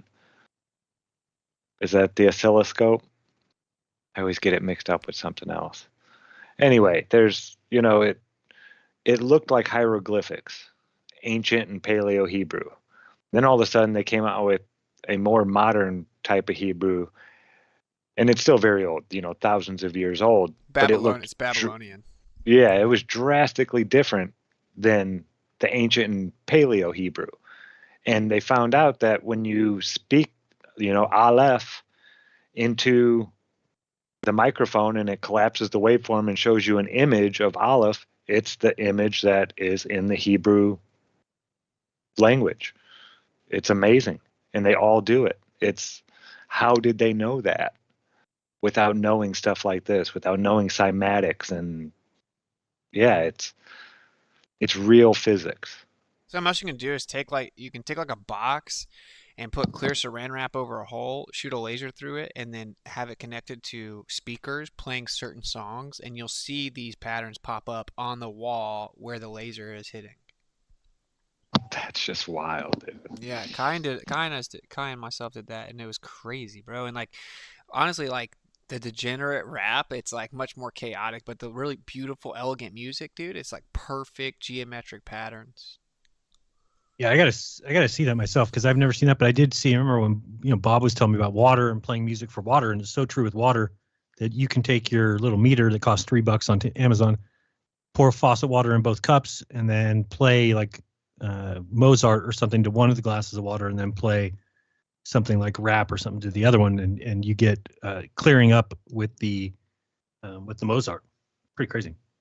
Yeah, that is crazy, bro. That is crazy. And yeah, I'll show you how to do it because like that's why I did it. I'm like, oh, this video, who knows if this is real? This is too cool to be true. And we went and made like a super cheap version of it really quick, and it definitely is true, bro. And we got the infinity symbol a few times. We were getting geometric patterns based on the beats. Yeah, it was pretty crazy. But you could just as simple as putting like a subwoofer facing up and then put like a piece of plexiglass above it. Yeah, maybe so. Yeah, and shoot a laser through it.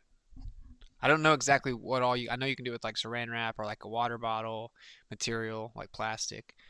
Right. Yeah, I can look it back up, but no, yeah, you just obviously the vibration coming from the speaker makes the light create certain patterns, right? It's very cool. And it was super interesting how you said like rap was, a very distorted image.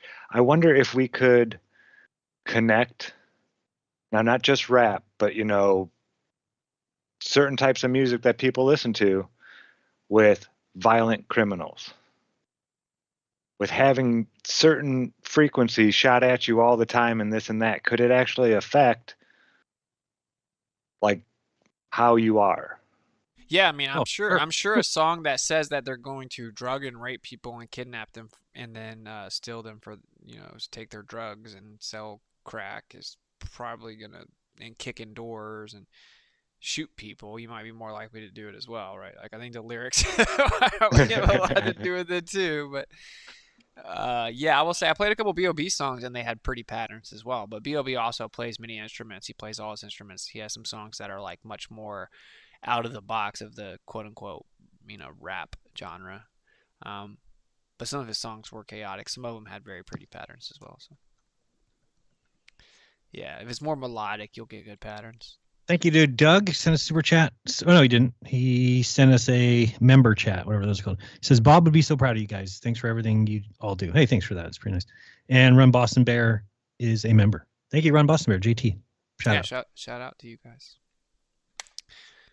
I put here, the universe exists solely of waves of motion. There exists nothing other than vibration. And that's Walter Russell. I would agree. I would say charge is that.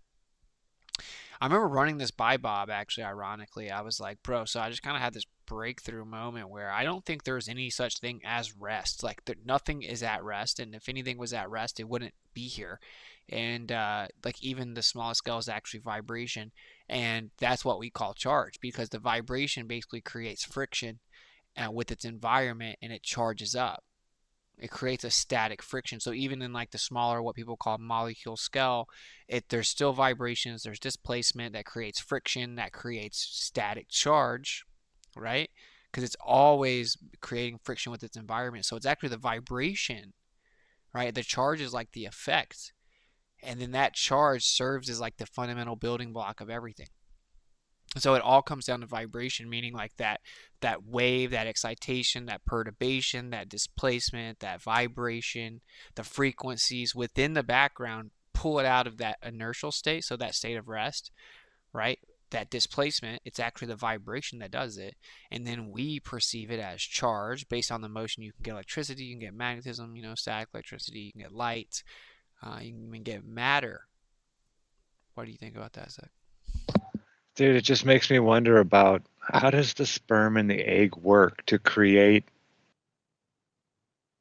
another, because it's creating another magnetic field there, like a new heartbeat, the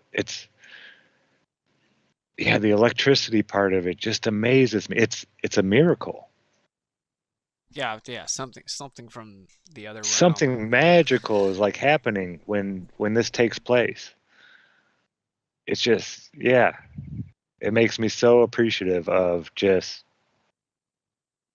here, just living, just, every day the sun comes back around.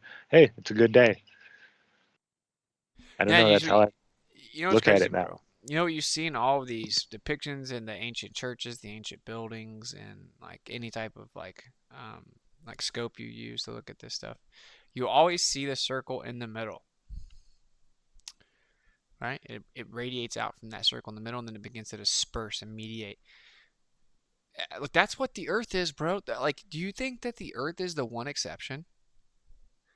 Like the overarching realm that we exist within is the one exception to this. Yeah, that doesn't follow these patterns. Come on. Yeah, it makes no sense. And you ask a heliocentric proponent about what I was showing on InfoWars and earlier, they'll say it's a coincidence. That's the official position. Those don't really match. No, they objectively do. Oh, but it's just a coincidence. Okay.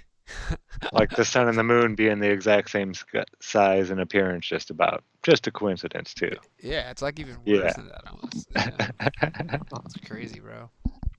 And you know, Occam's razor is that which requires the least amount of assumptions is most likely true. Meaning, if you have two explanations for the same phenomena, if they're considered both quote unquote viable or can explain the phenomena, the one that's more complicated and requires more assumptions is the one that you throw out, and you go with the one that's simpler and requires less assumptions and is more straight, accurate, right? That's a very important part of logic. So, and which one had the least amount of epicycles? Oh, the geocentric model. Right there. I mean, and when you said it, and he was like, well, no, it doesn't. And we got to go to commercial.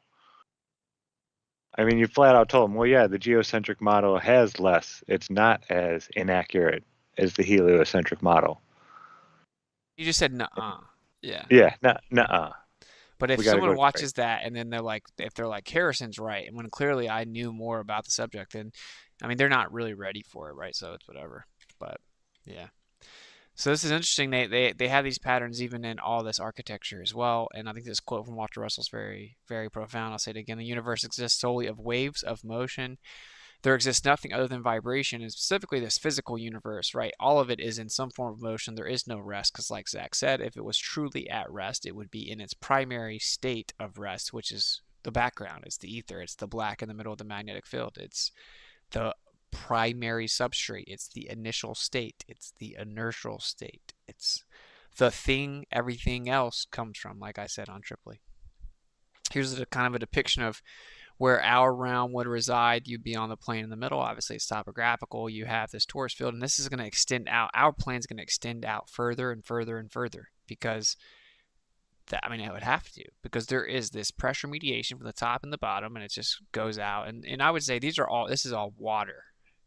In my opinion, all of this out here would be water.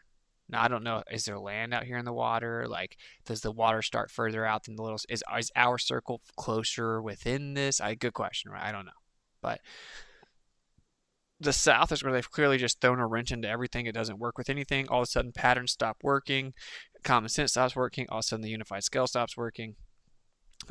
When you throw the sphere assumption into it, it doesn't work anymore. So take or leave it. This is a pretty cool depiction. I really want to work with someone, and if anyone that hears this or knows of anyone, I want to work with someone. I'll even start a fund. We can all put it together if we need to, but I want to make a very intricate, beautiful model, whether that's in Render or I don't know, Blender, whatever it's called. I want to make a beautiful torus-filled model to start to visualize these things, and I want to make really short films explaining it, and then I want to end up making a Principle 2.0 basically, but like way better. And I think it's super important, only with a plane instead of a globe, right? And I want to explain this stuff. I want to have visualizations. I want to show how it all works. We need to do that. Do we need to do that to be correct? No. But people are under a spell. It's sorcery, and they can't even see it unless you show them something because they've been told that they have answers to it. You're asking them to abandon this world of answers to go back to what they interpret as like a caveman state where you don't have any answers. You have to show them some visualizations and be like, you know what's so exciting about it though is this is one of the ideas. It may not be exactly what it is. We're figuring it out together. You can help us figure it out, but you have to give them something. That's just my opinion. If anyone here has experience with that, and don't reach out to me just to be like, I've worked on Blender before, like specifically that can help me with a torus field and is willing to put in some time to help me do it. I want to put a team together where we actually all can, get together. Adam, thank you for the $50 donation. That's very generous, brother. Much love to you, and thank you. Yeah, very generous donation. Thank you for helping us get closer to the goal. We are at 40%. All right. So yeah, very generous. Again, thank you so much. I think that that's important. So I don't know, Zach, what do you think about that? Like a lot of people will be like, we don't need a model, and I'm like, no, we don't. But but we should make one. Like we should start. Yeah, we need to show people visuals and yeah, have like a visual representation kind of the whole thing, but like you said, focus on just certain parts of it. I think the right hand rule, any type of scalable thing that we can show on a much grander scale that we do have down here, I think would be very beneficial to people just to see it that way and be like, oh, okay, because for so many people, it was different things that made it click. They saw a visual of this or that. It wasn't the same for everybody. So the more we flood it with just, visuals for people to see, okay, the right hand rule, for instance, it's just your right hand with your thumb pointing out. And if you point your thumb down, well, your thumb points the direction the electric field is going. That's the high potential to low potential. And that's what we have here on Earth. And then your fingers curled around your hand are going the way of the magnetic field, which is an east to west motion, which is what we see happening in the sky above us. So just little things like that, a small scale, something that we use every day in, electronics and whatnot. It's a very known set of physics, and then apply it on a much grander scale and say, look, it still works. Show me this on the globe model anywhere. Yeah, I think that's pretty important, bro. I think that, yeah, man, people just have to see visualizations, man. And like the pictures do help us, but like, not all the way. Wow, thank you for the very generous donation, Bradley Treholt. $100. Thank you so much. This is a great episode. Great work, Austin. Thank you. That was incredibly generous and helped get us way closer to the goal. So shout out to Bradley. Very generous. You're a legend. Heck yeah. Thank you. Yeah, much love. Thank you so much, man. That helps significantly, and the goal should update in a second. But yeah, very generous. Thank you so much. Ron Boston said I'm a little bit low on the mic. Hopefully I'm getting a little bit louder. I'm moving it closer to my mouth, so we'll see. Ron Boston, if you can text me if it's any better, I'll figure it out. All right, so this is a cool visualization. Anyone that has any of experience that we were just talking about, just let me know. And what else do I have here? There is no energy in matter other than that received from the environment, Nikola Tesla. And that's very profound yet simple as well, right? So I love that. Yeah, man. And I would say that goes for the material world, meaning like when objects charge up, right? It's electrostatic induction. It's interacting with the medium as you have to ground it. But if you ever take the ground off, immediately starts charging back up, right? It's not that the charge is gone when you ground it. It's that it's just dissipating as fast as you can. So yeah, I would say also the environment of the background, right? Like that's where everything's also getting its energy from fundamentally. But it's saying in matter other than the received from the environment. And that's very fascinating. Very fascinating. So, and in my opinion, it's all coming down from one source above us. That's just my opinion. I think that is the primary source, yeah. I think so. Everything works off of that. Here, I was wondering, because isn't it barium, strontium, I forget what the third one was, but they mess with the magnetic field and the electric field a lot to like weaken and dampen it. So are they trying to cut people off from source? I know they never could completely, but just weakening it. I mean, yeah, the side effects of that. I wonder if I don't know. Just what is it? High altitude aerosol dispersion. They've been doing it since 1915. I found documents on. And yeah, they've been putting stuff up in the atmosphere and seeing what it does to the atmosphere or the environment, if you want to call it that, where we're getting this energy from. Yeah, I think they're trying to block our connection to that too, which is pretty wild and insane. Yeah, that's just crazy to think of. Something like that. Insane. It's insane. I put here bioelectromagnetism and fractal formation, universal flow dynamics. So again, we see a bunch of stuff in nature here with the same patterns. We see these patterns inside the human body as well. Very interesting. A vortex motion is a consequence of nature's vibrational geometry. So as things the pressure begins to mediate and things begin to seek equilibrium, you have, again, you have this vibrational geometry, this geometric pattern. And within that geometric pattern, you have a vortex. And seemingly, it's a portal. I mean, it sounds insane to use the word now, but, yeah, kind of crazy. Right. So it's kind of crazy, but like it is what it is. It does appear to be that. That's the real black hole. And dude, if you take this, you can take this picture of a ferrocell and just slap it on a flat Earth map, and it matches the magnetic field. I wonder what it feels like if you could create, a magnetic center big enough for a human being to, encompass that whole human being, what that would feel like in there. I'm not going to try it. I wouldn't be the guinea pig. I don't think you could even get it in there. I don't think you can I don't know. exist in there. Yeah, those Personally, are awesome pictures. Are those Ken Wheelers? Yep. Yep. I just don't think that you can. I don't think that the center is materially accessible, and they don't want you to get close enough to even see. And by the way, this is why we have the northern lights. It's close to the center, right? It's why it looks like it's coming up and diverging out. It's coming from the central point. So, expected to see that. And also, you're even expected to see lights as it loops back down on the edge,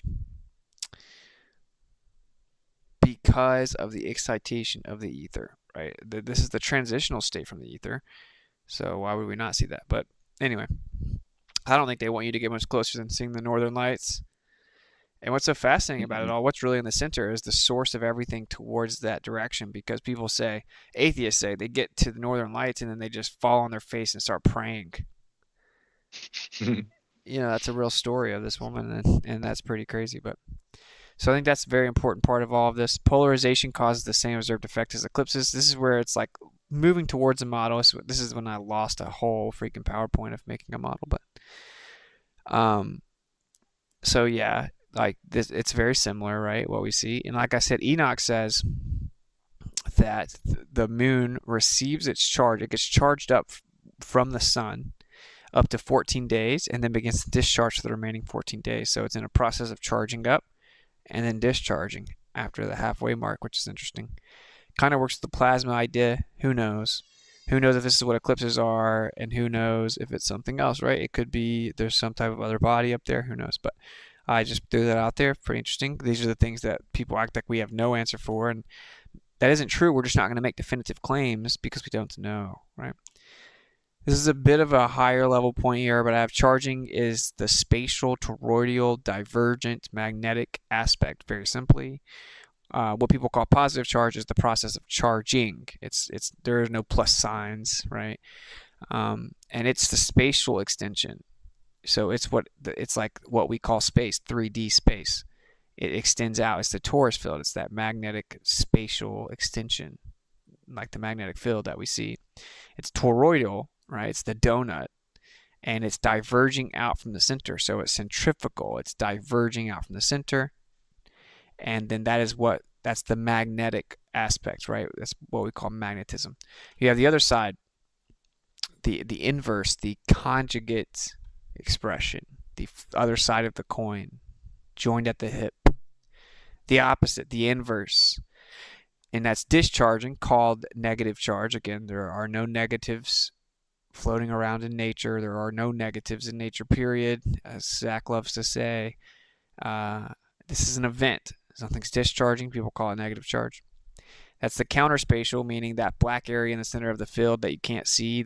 You can't give it length, width, and breadth or height. It's counterspatial. It's not Cartesian. This is a more of a technical slide, but it's counterspatial and it's hyperbolic. So the hyperboloid, which is this right here, it's the inside of the donut, and it converges to the center And these are overlaps. They are both present simultaneously. That's why we call it a conjugate geometric expression. And so it's converging towards the center, and that's the dielectric. You have the magnetic, the dielectric. When they're together coherently, you have electricity. Anyway, I was just pointing out kind of this is the more technical description of the process that we're discussing throughout all these slides. If everything is interconnected. Donut and real quick, a donut and an hourglass. That's how you want it.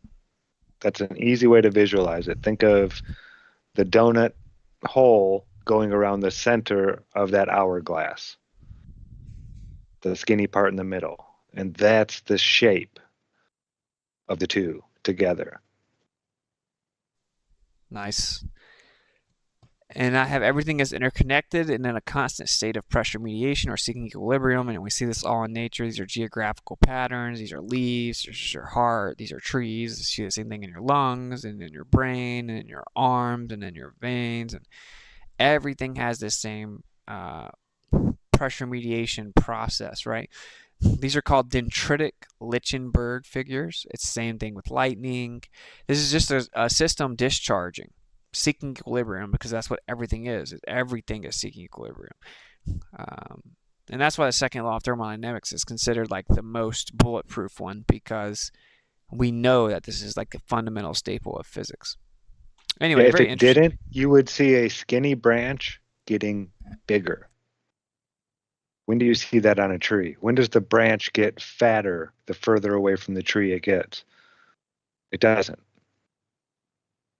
You know, the branches always get smaller, and then they branch out to smaller branches, and then to even smaller branches. Never does it go smaller, smaller, and then I'm going to get thicker now, and I'm going to start getting bigger again.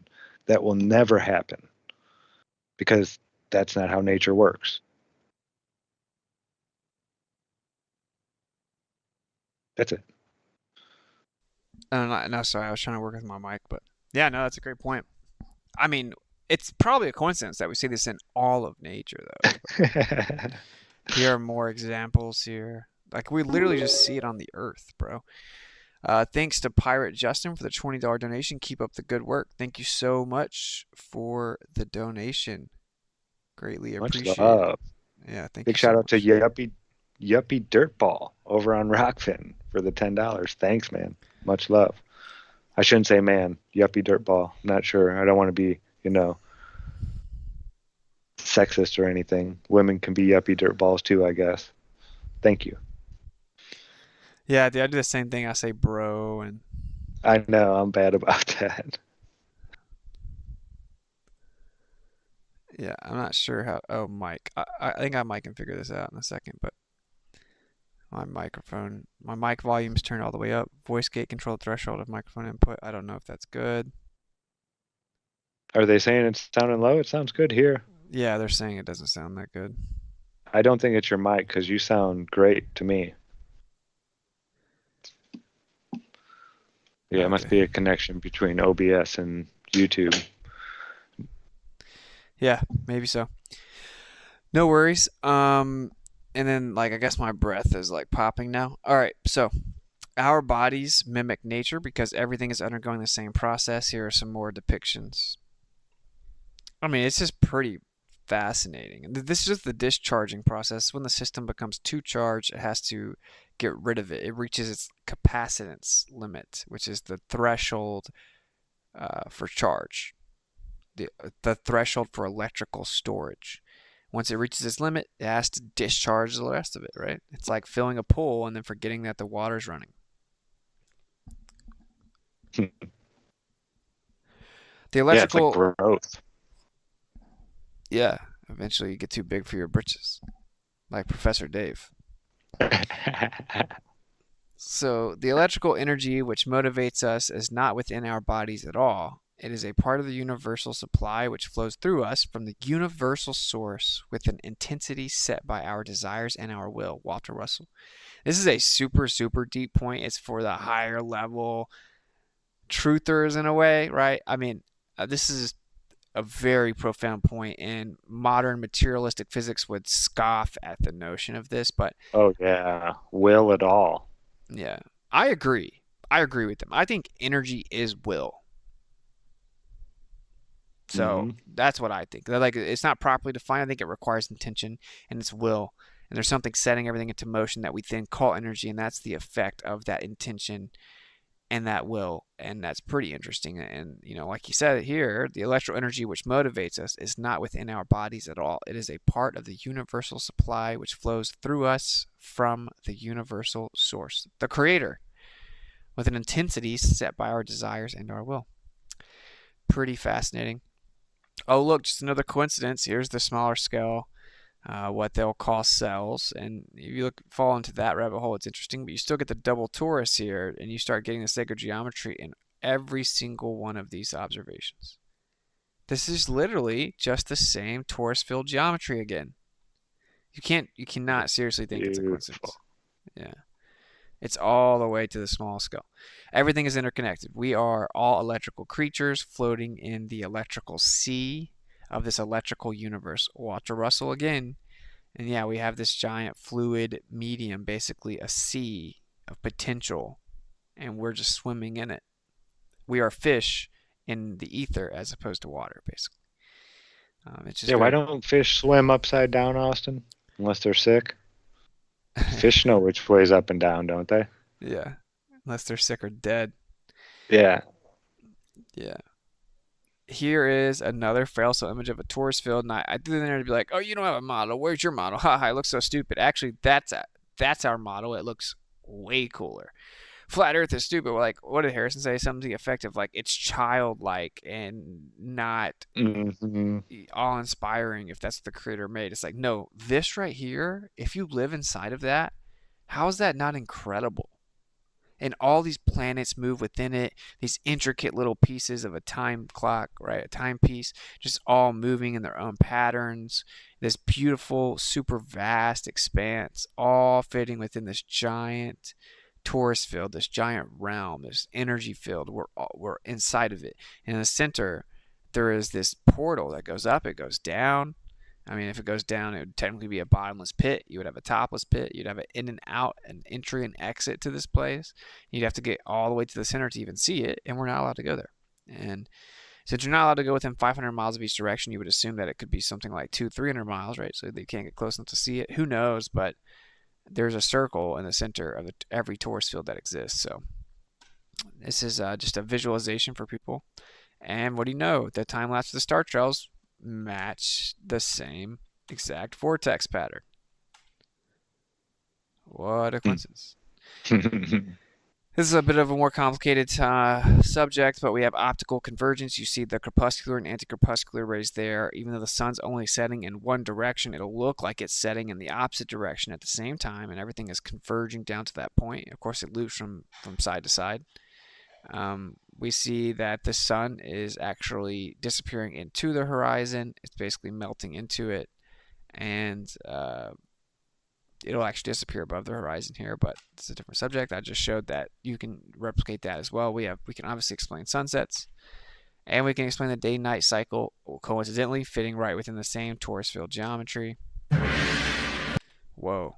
Same thing here with the summer solstice. Look at that, the torus field geometry again. And if you start to map out the sun and the moon and the eclipse cycles, everything turns out to be a torus field. Every time, even the cycles of the eclipses.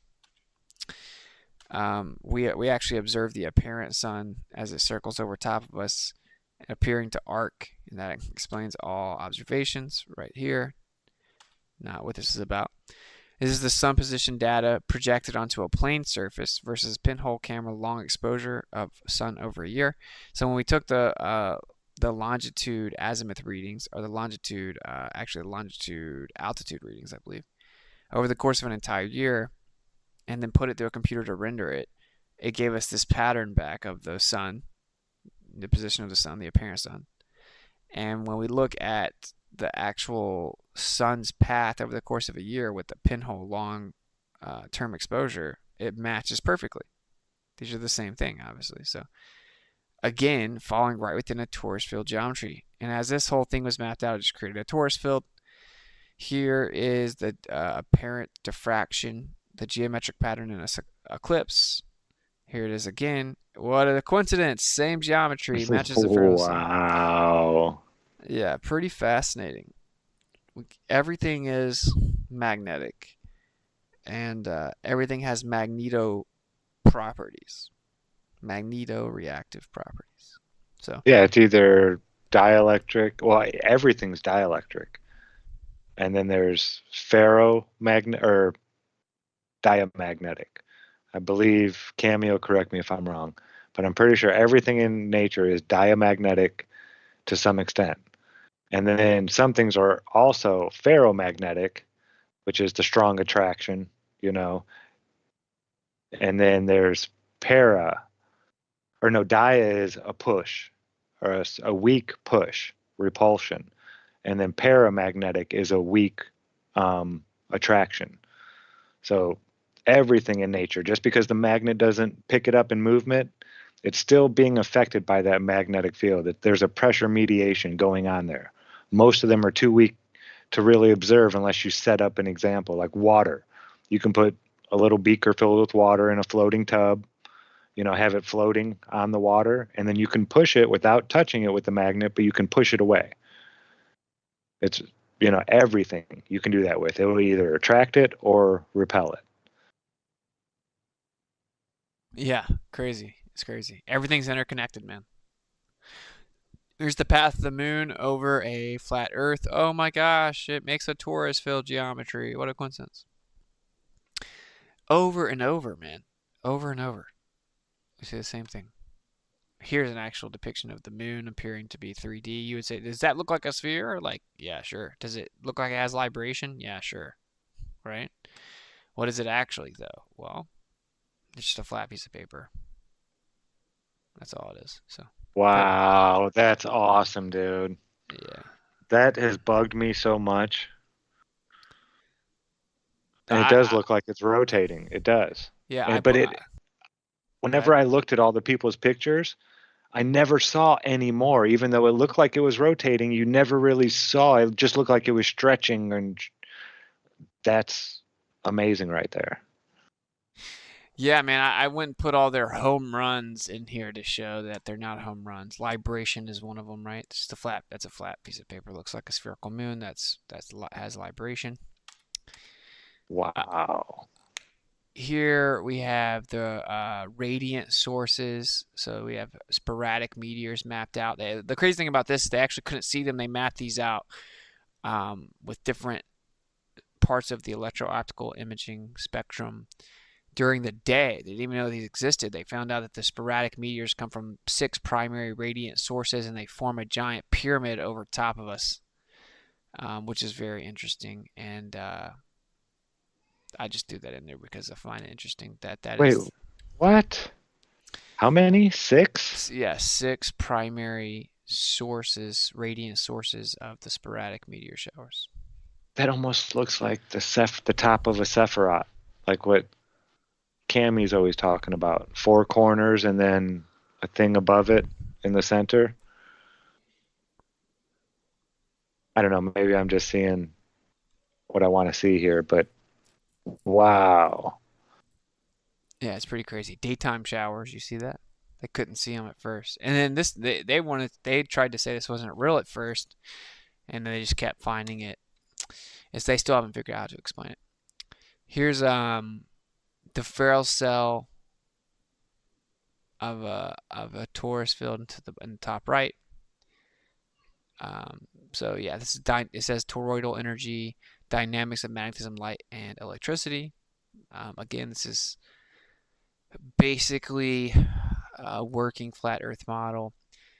The electromagnetic field of the Earth, you see they drew a circle there. Take that circle out, flip that picture over a little bit. That's the flat Earth. The electromagnetic field of the heart. You have the torus, the Celtic tree of life, and the torus. You have the torus from above swirls in concentric circles. The spiraling motion of the vortex in the electromagnetic field, just like a tornado that's then flipped upside down.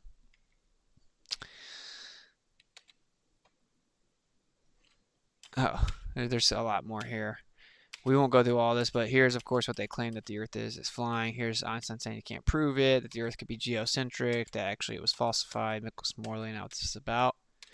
even though I love to always read this quote. Einstein said, when I was a student, he discovered that Michelson proved that one does not notice anything on Earth that it moves, but that everything takes place on Earth as if it's in a state of rest.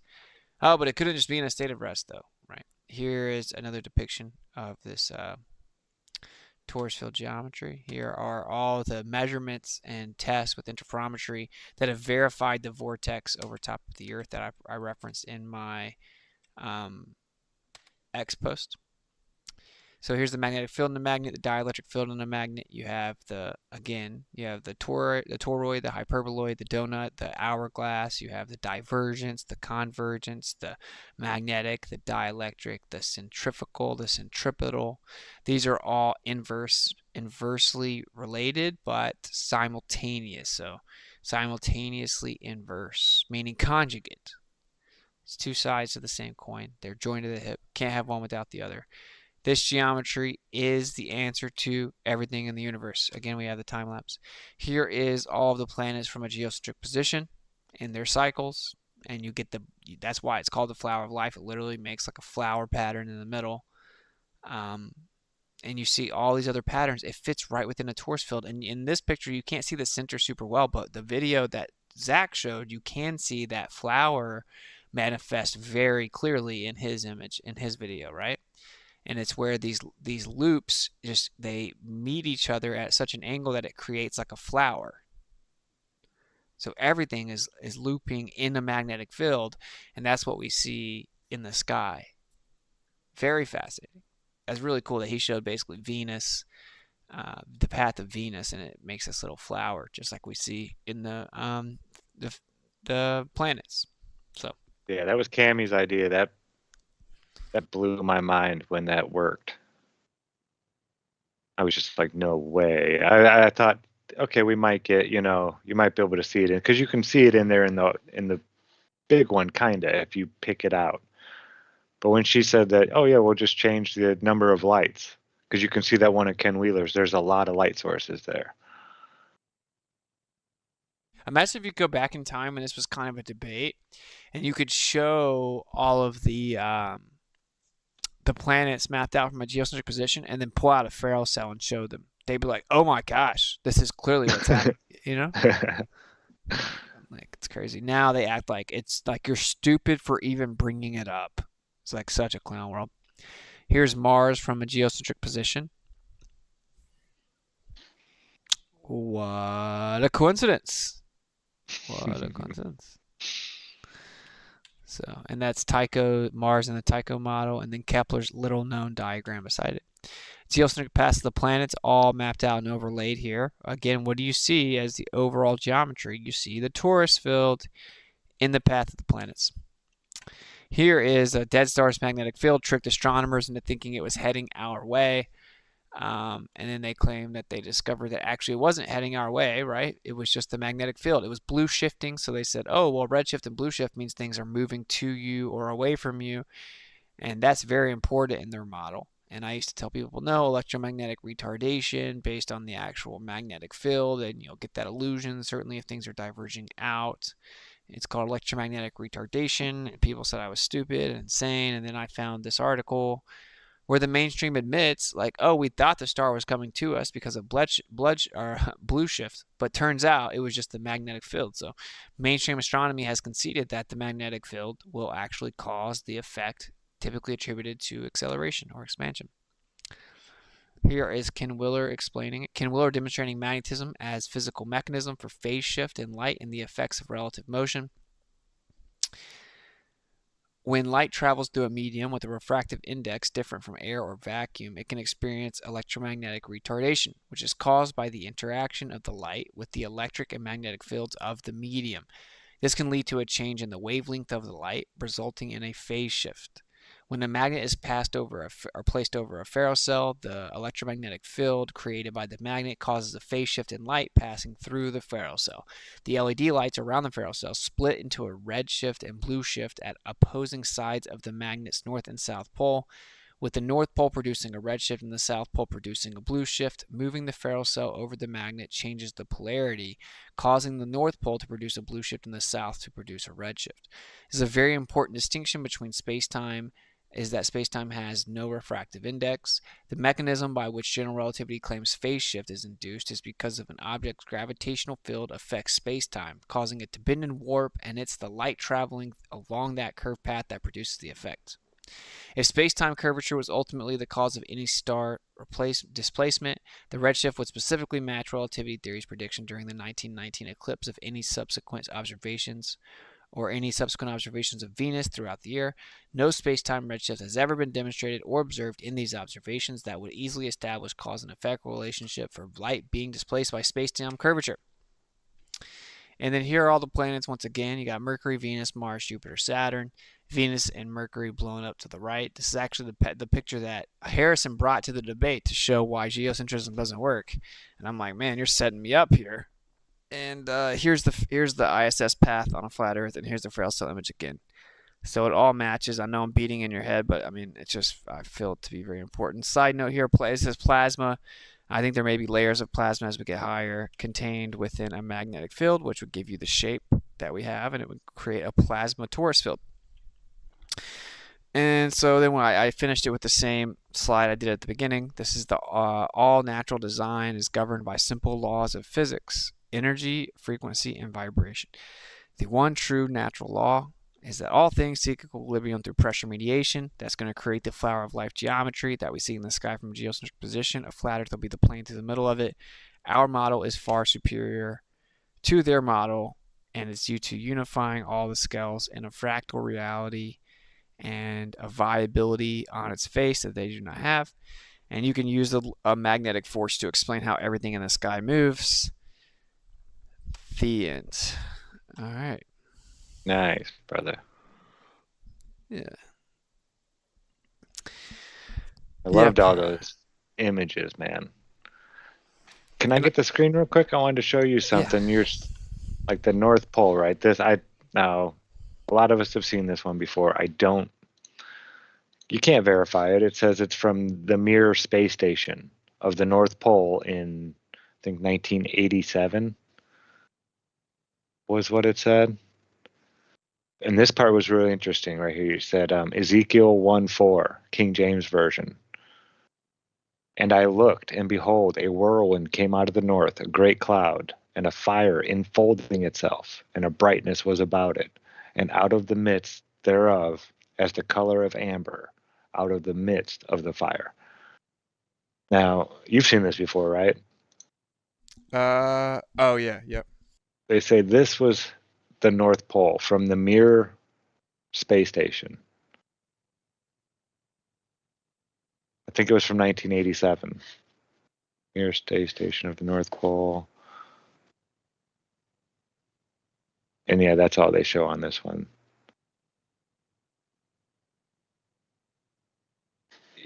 Is that the reason why we're not allowed to fly within 500 miles of the North Pole? No commercial flights get that close? Yeah, maybe so, man. Maybe so. That looks wild. Obviously, people claim it's fake, but Yeah, I would say that it was fake too, you know. But just, I mean, it's pretty wild looking. it was funny. Here's the article: Net Science at the Cusp. NASA rocket to study mysterious area above the North Pole in 2021. Because I was trying to look up that video. It says strange things happen in Earth's atmosphere at high latitudes. Around local Nu, when the sun is at its highest point, a funnel-shaped gap in our planet's magnetic field passes overhead. Earth's magnetic field shields us from the solar wind, the stream of charged particles spewing off the sun. The gap in that field, called the polar cusp, allowed the solar wind a direct line of access to Earth's atmosphere. Okay, you stop sharing. I'm gonna actually share real fast as well. Because I find that, and I think you may have been the one that showed me. I can't remember who showed me, right? But you have, what's it called? The heliospheric. I think it's called heliospheric. Do you know what I'm talking about? The winds? It's just, I don't know. It's called like a heliospheric. It's like a giant spiral within a torus field.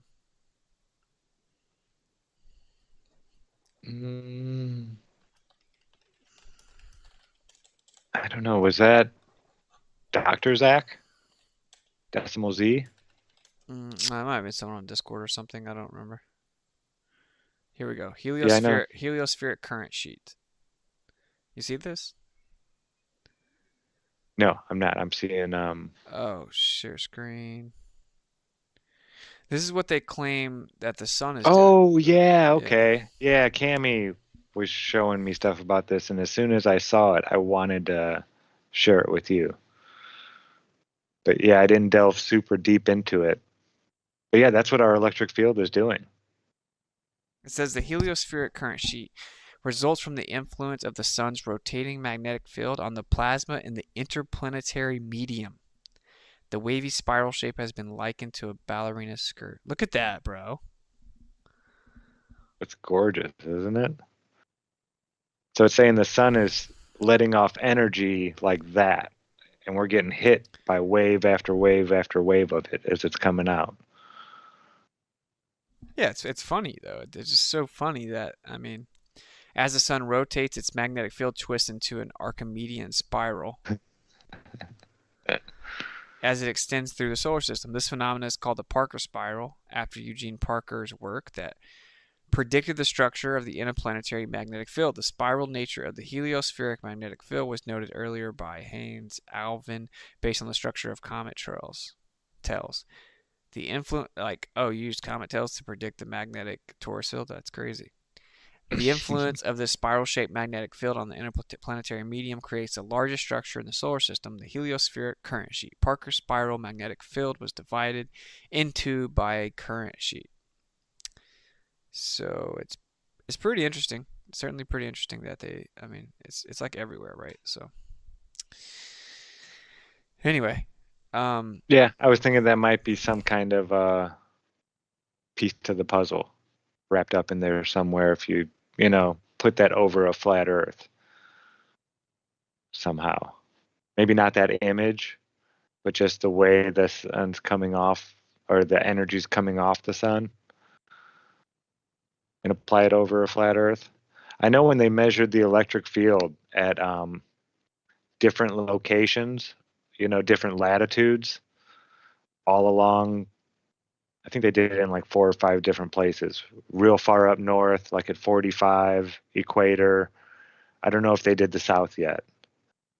And they found that it kind of did this. When the electric field, every day, they call it the Schumann resonance.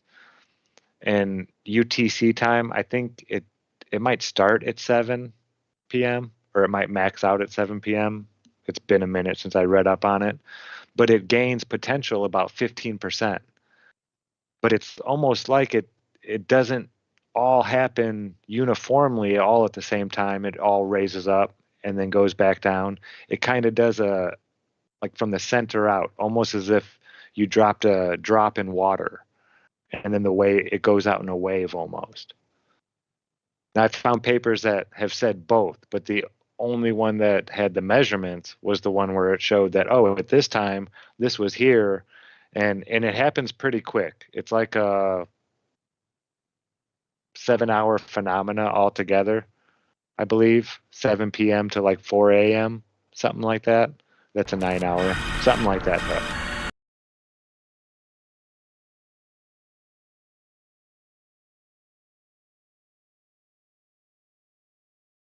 The EKG, like you're watching the heart monitor where it's flat and then ba-doom, flat, ba-doom, flat, ba-doom. That's what our Earth is doing. It's alive, in my opinion. This whole place. I know that sounds crazy, but it has a heartbeat. It has a magnetic field. no, yeah, it's crazy. No. Sorry, everything's tripping out. All right, let me go back over here. What I'm showing on the screen, let me just share for you real fast as well, but you've seen it for sure. It's the block domain wall, or the plane of inertia. The inertial plane is just an accurate description of it, right? Because it's a plane, it's not changing, it's unchanging, inertial. It's a plane, and it's unchanging. So inertial plane is an accurate description. People lose their minds like, oh, that's not a real term. I can't find it on Google. It's like, okay, cool. It's just a factual, objectively accurate description. It's a plane. It's unchanging. Inertial means unchanging. But it's called the block domain wall. This is a magnetic viewing film over top of a magnet, and you see that plane right there?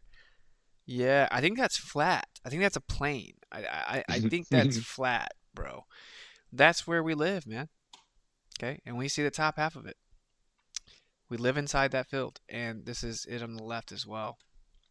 And here That's why I think is- Ken Wheeler's always been a flat earther, I think.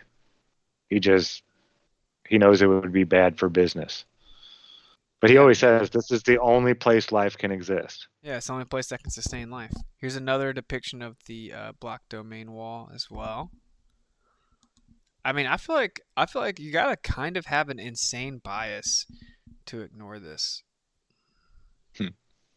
You know what I'm saying? Mm-hmm. How perfect it is. And then here's that. It's another picture of a ferrocell cell. And I'm going to put together I have a proton drive. It's super extensive. But, yeah, I'm going to do another stream, like really breaking this down with all the depictions, everything I can find. But it should be interesting. Blackout paint. Get that blackout paint, that zero black, whatever it's called, and it'll absorb all the light that's reflecting off the base of your ferrocell, and you'll see the image so much better. I guarantee it. That was the one thing that I always fought with when making ferrocells was even with matte black paint, no matter what kind of paint I used, I would always get a glare from the LED lights on the inside. You know, even if I built a little rim to try to cover them, there's always a little that gets through and would shine somewhere and create that glare. So yeah, there's a paint out there that absorbs pretty much all light. It's really amazing, but it's just really expensive. But yeah, if you're going to build a ferrocell, you don't have to make it too big, but definitely get some of that black paint to put around the base of it.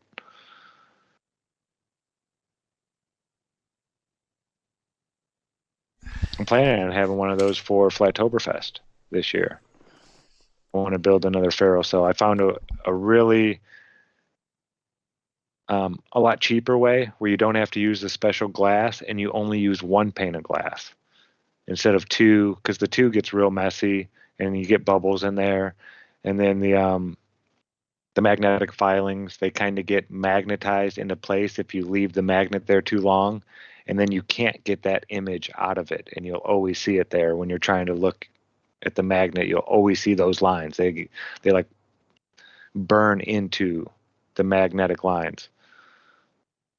So yeah, I was watching this one guy, and he just takes the oil mixture. You know, he mixes the ferro fluid with a little bit of oil, and then he takes that and rubs it on a rag, and then just rubs it onto one pane of glass and sets it on top of the display.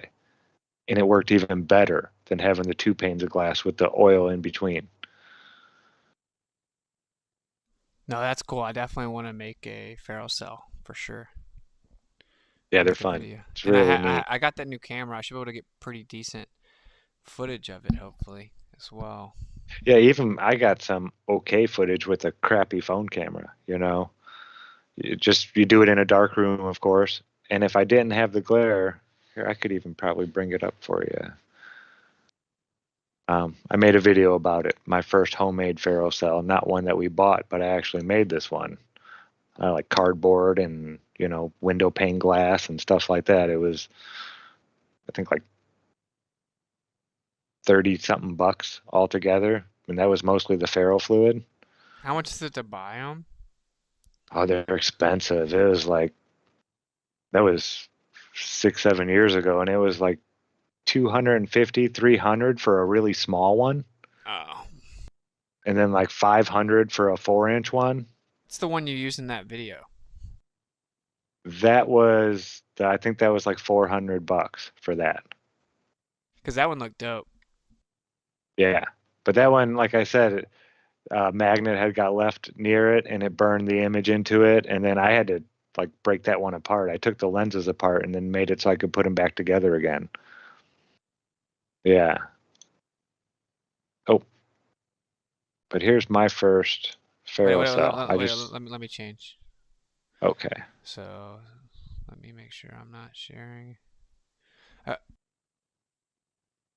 Yeah, cardboard box, some tape, mostly cardboard, spray paint, stuff like that. Blah blah blah blah blah. Getting through it all. I did one of these. I had the rings on a little cardboard ring right there, and I put LED lights all the way around it, and then painted everything black down here.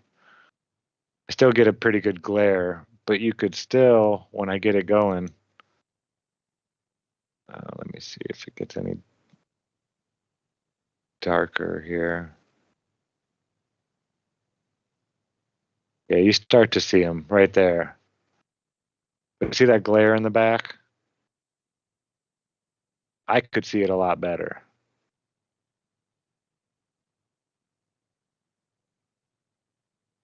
But that glare and that stuff on the back just makes it too hard to see. Oh yeah, so to buy complete ferrocell images systems are, they have a 2-year warranty against defects, but they're $400. Yeah, that's what I was saying. They're not very big. Wow, that sucks. Yeah, that was $30 right there. Yeah, I want to, obviously I would love to make like a really dope one. Yeah, I want to make one nice for, this was just for playing at home. I want to make one nice for Flattoberfest though. Yeah, and that's not bad. It's just that the glare sucks, right? Like I want to, I definitely want to, we'll figure it out one day. Cool. We'll figure it out one day, bro. But I want to make a dope video, just to end this whole, like, we don't have a model thing, right? Like, oh, did you do it yourself? It's like, does that matter? That matters all of a sudden? Like, but yeah. And I'm popping up random pictures on here as I find them. Also, you remember this? Let me show you real fast, because I know you remember this. This is you and Cami pointed this out to me. So let me share screen. And then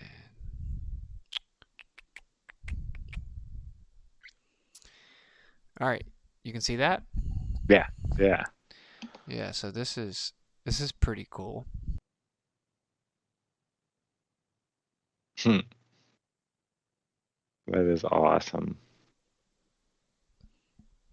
So you have the thing floating in the middle, right? Which are what the stories say. And then, does this remind you of anything? Like maybe some ancient descriptions of the Earth that have 4 corners? And then what do you get? You get the vortex. You get it dipping off. It's like basically you have an inner little basin here, right, with upturned edges and corners, and you have your vortex. You would have your torus field within this. Wow. Pretty crazy. Yeah, that's awesome. Do you have any ferrofluid? I do, yeah. I have know. almost everything you need for a ferrocell except for the optical flats. But those in and of themselves are expensive. I have that mouse fluid or whatever. I have ferrocell. I have LED lights that I got from my office. I never put up. So that's all you need, right? You need and you don't even need the optical glass really. Like I said, you can get a single pane of glass and just spread it on there, a real thin layer, and you will get better visuals than, because the optical glass, like I said, that's expensive stuff. That's real expensive stuff. Yeah, because it's so flat. Yeah, it's crazy expensive. Yeah. And then you can still mess it up while you're putting it together. That's the trick about it, because it took me a long time to get it to where I didn't have air bubbles. Because you're dealing with oils and whatnot and putting 2 pieces together and sandwiching it, and it's real easy to get an air bubble in there. And getting them out is a pain in the butt. Yeah, even Ken says that you got to be really careful. And it took a long time. It's so hard. I never really got great at it. That's one of the reasons why I went to the single pane.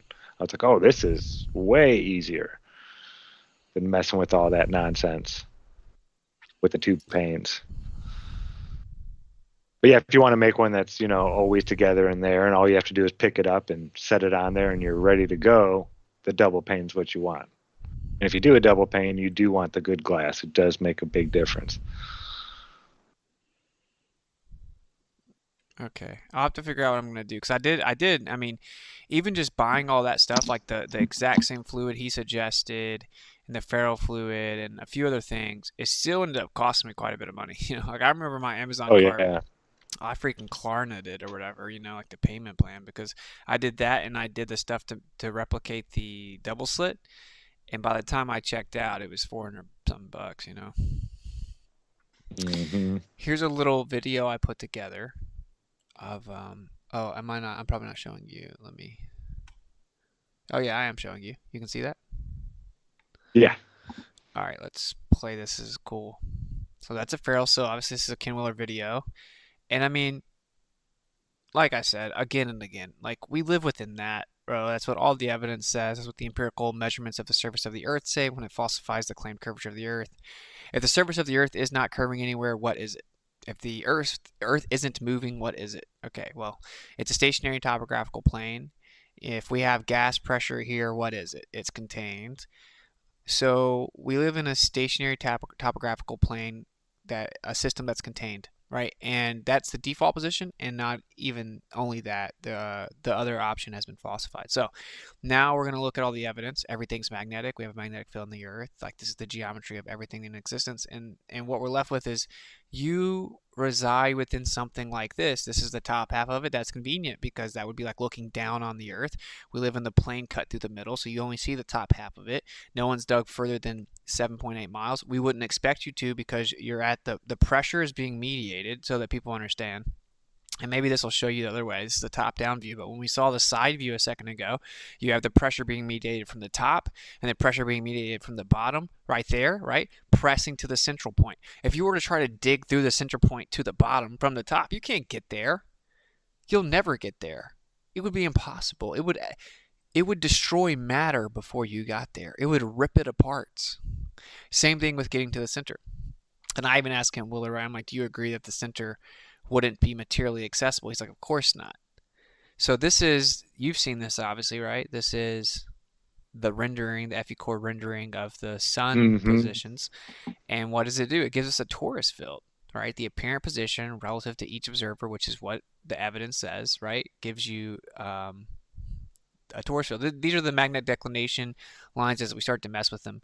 This is the sun throughout the year. It pulses in and out like a breathing flower of life, right? Just like the torus field depictions. And by the way, they just use the magnetic field data, the geometry itself within the programs to make it breathe in and out, because that's what it naturally does. They didn't try to match this, right? This is just what the data show. This is what the computer gave us after we put in the data of the positions of the sun on a flat Earth. It coincidentally breathes in and out just like that depiction before it. This depiction before it is like one of the only ones that I can find on the internet of a torus field. This right here, and how it's breathing in and out. You see it breathing in and out, like that. They're not flat earthers. They didn't make that because the data showed it. Like that's just the torus field geometry expression, right? And is it a coincidence that the data matches that? And so it's very fascinating. So it breathes in and out throughout the year. We know, well, the sun seems to move out in the analemma, right? The figure 8's tied intrinsically within the torus field geometry as well. And it makes sense that it's lopsided. You're getting towards the outside of the field, right? So this is all very fascinating stuff. Like the data just keeps on saying the same thing, like torus field, torus field, torus field. Every scale of existence tells you the same thing. Torus field, torus field, torus field. Go outside, pick up an acorn, pick up a pine cone, pick up a flower, pick up anything. You're going to see torus field, torus field, torus field, right? The flower of life, the sacred geometry, the golden ratio. It's a spiral graph, and you see it everywhere, including celestial observations. And I find this to be just absolutely fascinating. When you broke down the sun, it just created the torus field as well. And so do the eclipses, so do the sun and the moon, so do the stars within the vortex within that torus field. Everything does, bro. Everything. And I'll show something else as well that I recently found. I was going to save it for my other my future stream, which will be much more organized, but I'll show you that. This is what they call, dude, you're going to probably find this pretty fascinating. Okay, so I'll show you guys this too, since we're just laying it all out there. Switch window. I'm going to drop something in chat for people. This is the Action Lab, and he's the one who showed me that just putting a couple drops on there and then smearing it on there looked better. So that's a video of someone doing, instead of trying to get it, you know, put the two plates together and getting all the bubbles out. This is, you can see what kind of imaging you can get with that video. I dropped it in our chat too here. Nice. So you see what I'm showing? Yeah. Okay, you see what it says? It says the barycentric motion of exoplanet host stars. Okay, so this is their observation of what they call binary star systems mapped out. And what do you know, bro? Looks just like the planet's moving as well, huh? I mean, dude, are we going to be naive enough to think it's a coincidence? Oh, the electric universe has been debunked years ago. Like, no. The electric universe trying to explain the heliocentric assumptions doesn't work. You know? But us over here where we don't believe in that because it's been falsified, you can't falsify our model. It matches all observation. And it's fluid, and it's flexible, and it's malleable, right? Because we're just truth seekers. Yeah, I'll look at what you see, but I thought that was very fascinating. Here is the same guy, right? And first they wrote this guy off, and then he ended up getting all these prizes because the observations ended up matching it, right? And if you look here, later I discovered a 2,402-year-long cycle of solar motion. What does the solar motion cycle do after 2,400 years? Oh, it makes the flower of life geometry. Another spirograph. Just a coincidence. And over and over. Look at this right here. Look at that. I mean, bro. And then there's one more that I'll show you guys. Wait, what did you say? This is the stuff that's... Something? No, I just dropped that for you. Okay. It's Action Lab, and they'll probably... I think he strikes us every time. So you don't need to play it on the show. I dropped it in them for the Rockfin and on YouTube if people want to check it out. But it was just how to build a ferrocell and with a single pane of glass. He shows both ways and how much trouble he had with the double pane and how much easier it was with the single. Oh, what a nice guy for striking us. Yeah, isn't that nice? Well, whatever. So yeah, I try not to use that. Whether he likes it or not, he's helped us out. So many quite ways. A few times. Yeah. Yeah. Even with the vacuum test, right? The dance of the planets take two planetary orbits and trace a line between the positions of the planets in time intervals of a few days due to the fact that the interior planets orbit faster. Well, wouldn't they be expected to in a torus field? Of course they would. Of course they would. How a torus field works. Exactly, just like a tornado, right? It goes faster at the center. Due to the fact that the interior planets orbit faster than the exterior one, we can observe different patterns structuring. Each couple of planets has its own dancing rhythm. The dance between Venus and the Earth gets back to its starting point when 8 Earth years go by. Now, obviously, we're taking the Earth out of this motion claim, so you can go ahead and throw that one out, although the relative relationship remains the same. So when you map Mars out from the Earth, how do we do that? Assuming that the Earth is stationary, right? That's the way that we map the sky. So it's still, that pattern still exists with Mars, right? From a geocentric position. Right? Because what we're doing is seeing where Mars is. If you assume like that's where we see Mars in relation to it moving and us moving, that's a cool story, bro. But what we actually observe is a stationary lab frame. We assume the Earth stationary. We see that Mars changes its position and we map it out. Gets back to its starting point when 8 Earth years go by, or what's the same, 13 Venus years. In the same way, any other structure, physical or biological below, grows morphically, resonating with the frequencies of this and other gigantic dances. Very fascinating.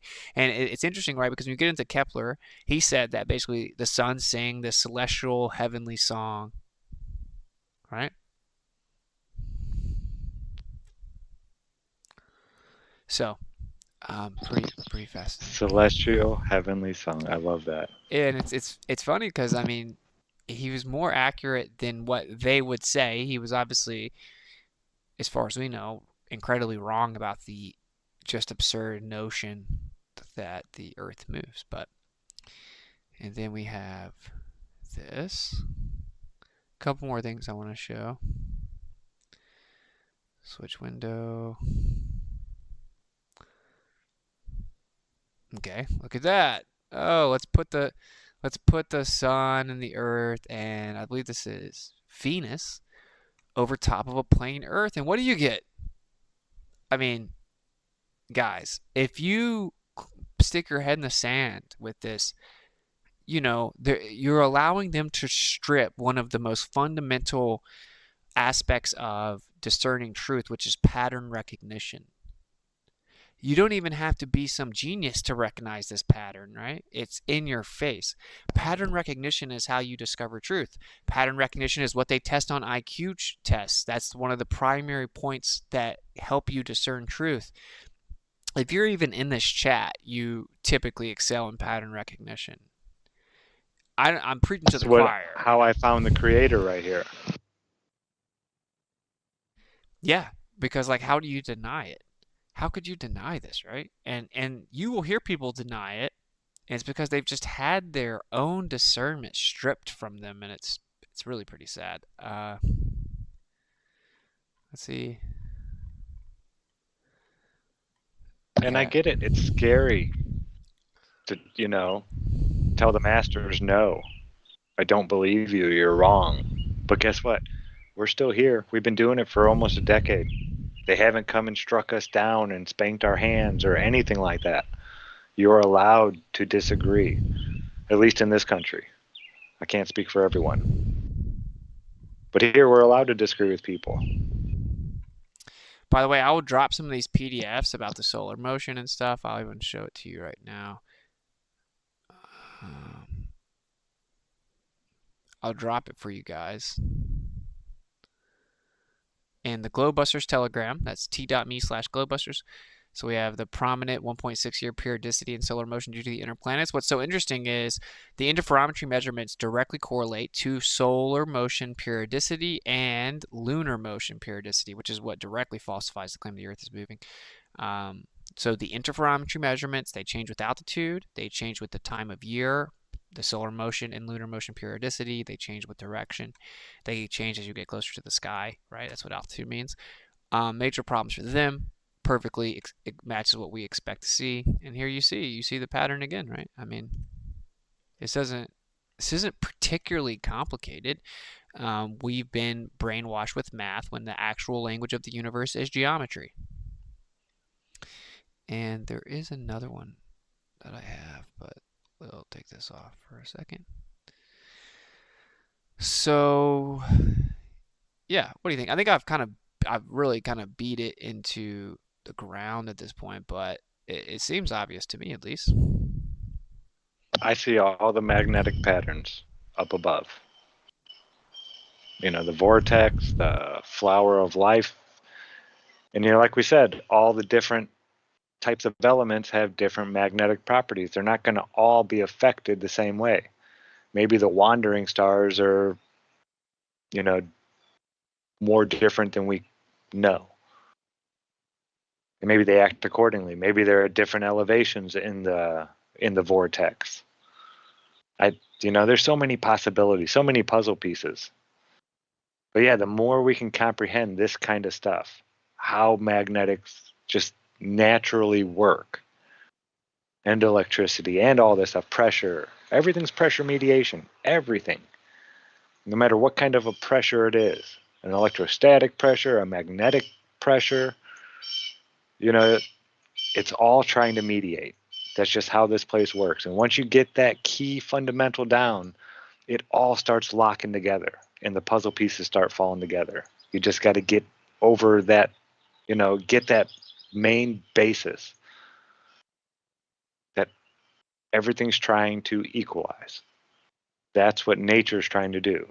And there's something that is stopping it and giving energy into this system constantly. Yeah, it's really that simple. And then you can start putting all the stuff together. But know that Mother Nature, in my opinion, is just trying to make everything equal. It takes the hot air and moves it towards the cold air to equalize. It takes the high potential electricity and moves it towards the low potential electricity. It takes high pressure and moves it to a lower pressure. It's just trying to equalize. That's it.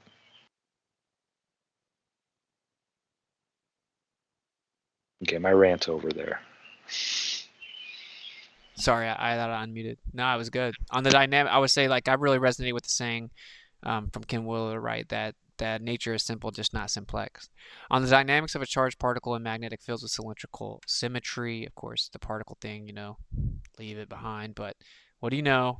What do you know, bro? It's just a random spiral pattern. Is it really random though, Harrison? Is it random?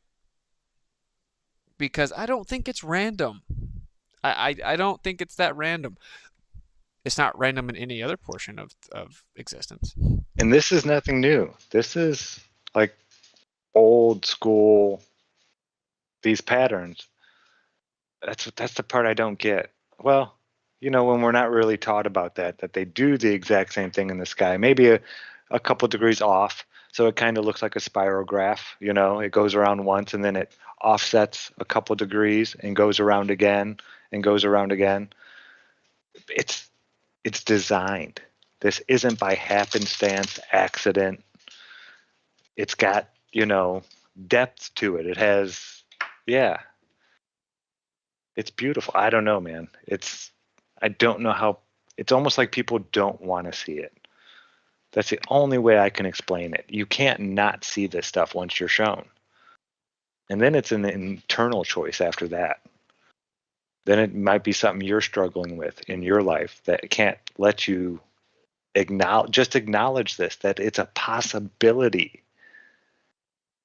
Yeah, and we know what it is, right? I mean, frankly and respectfully, we know what it is. It's like being a flat earther, being someone that doesn't believe in the mainstream cosmology. It's embarrassing. It requires a lot of fortitude and strength and like integrity, and truth has to be very important to you. Not only knowing it and finding it, but representing it and speaking it. You have to be truly comfortable with yourself. You have to be able to stand in the face of society and speak the truth, allow them to completely attack you, right? Like you have to just accept an onslaught of unfair treatment. And this isn't like being a victim. I don't encourage victim mentality. I think that, suck it up, soldier, right? Like, you're fine. You should be honored that and grateful that you found these truths and that you're able to see it. But just understand that's the way it is, right? And that's how it's been throughout all of history, right? That's why I always say, rubs dirt on it. yeah, when you're reviled for his name's sake, and I replace it frequently with truth, because the creator would be the summation of truth, right? And what is true and what is righteous. So like, when you're reviled for truth's sake, rejoice, for they did that to all the prophets before you, all the truth speakers before you. And what's true is rarely popular. What's popular is rarely true. So like, just embrace that. It's actually pretty cool. And that There's a badge. Yeah, exactly, bro. Exactly. That reminds me of this song. I want to see what you think about it. Was this made by the AI? Was yeah, this one of those? Yeah, by the AI. Yeah. Cool. So they should hear it. Wait up. Stop sharing. So I'll share the screen with you so you can hear it. And then it should just come through the computer for them. But let's just play it. Just a couple seconds long, but it's pretty cool. They say the earth is spinning like a top, but my mind won't take that flop. I did my research, dove deep in the books, learned some things they just don't want us to look. They tell us about the mice and Morley, but I say it's all just a fable story. GPS using light, they claim it's true, but I know it's all a lie. They're trying to confuse. If Faking out of space, telling us lies, but I ain't buying it, no not this time. The earth is a stationary plane, that's my belief, gonna stand my ground, ain't no one gonna deceive.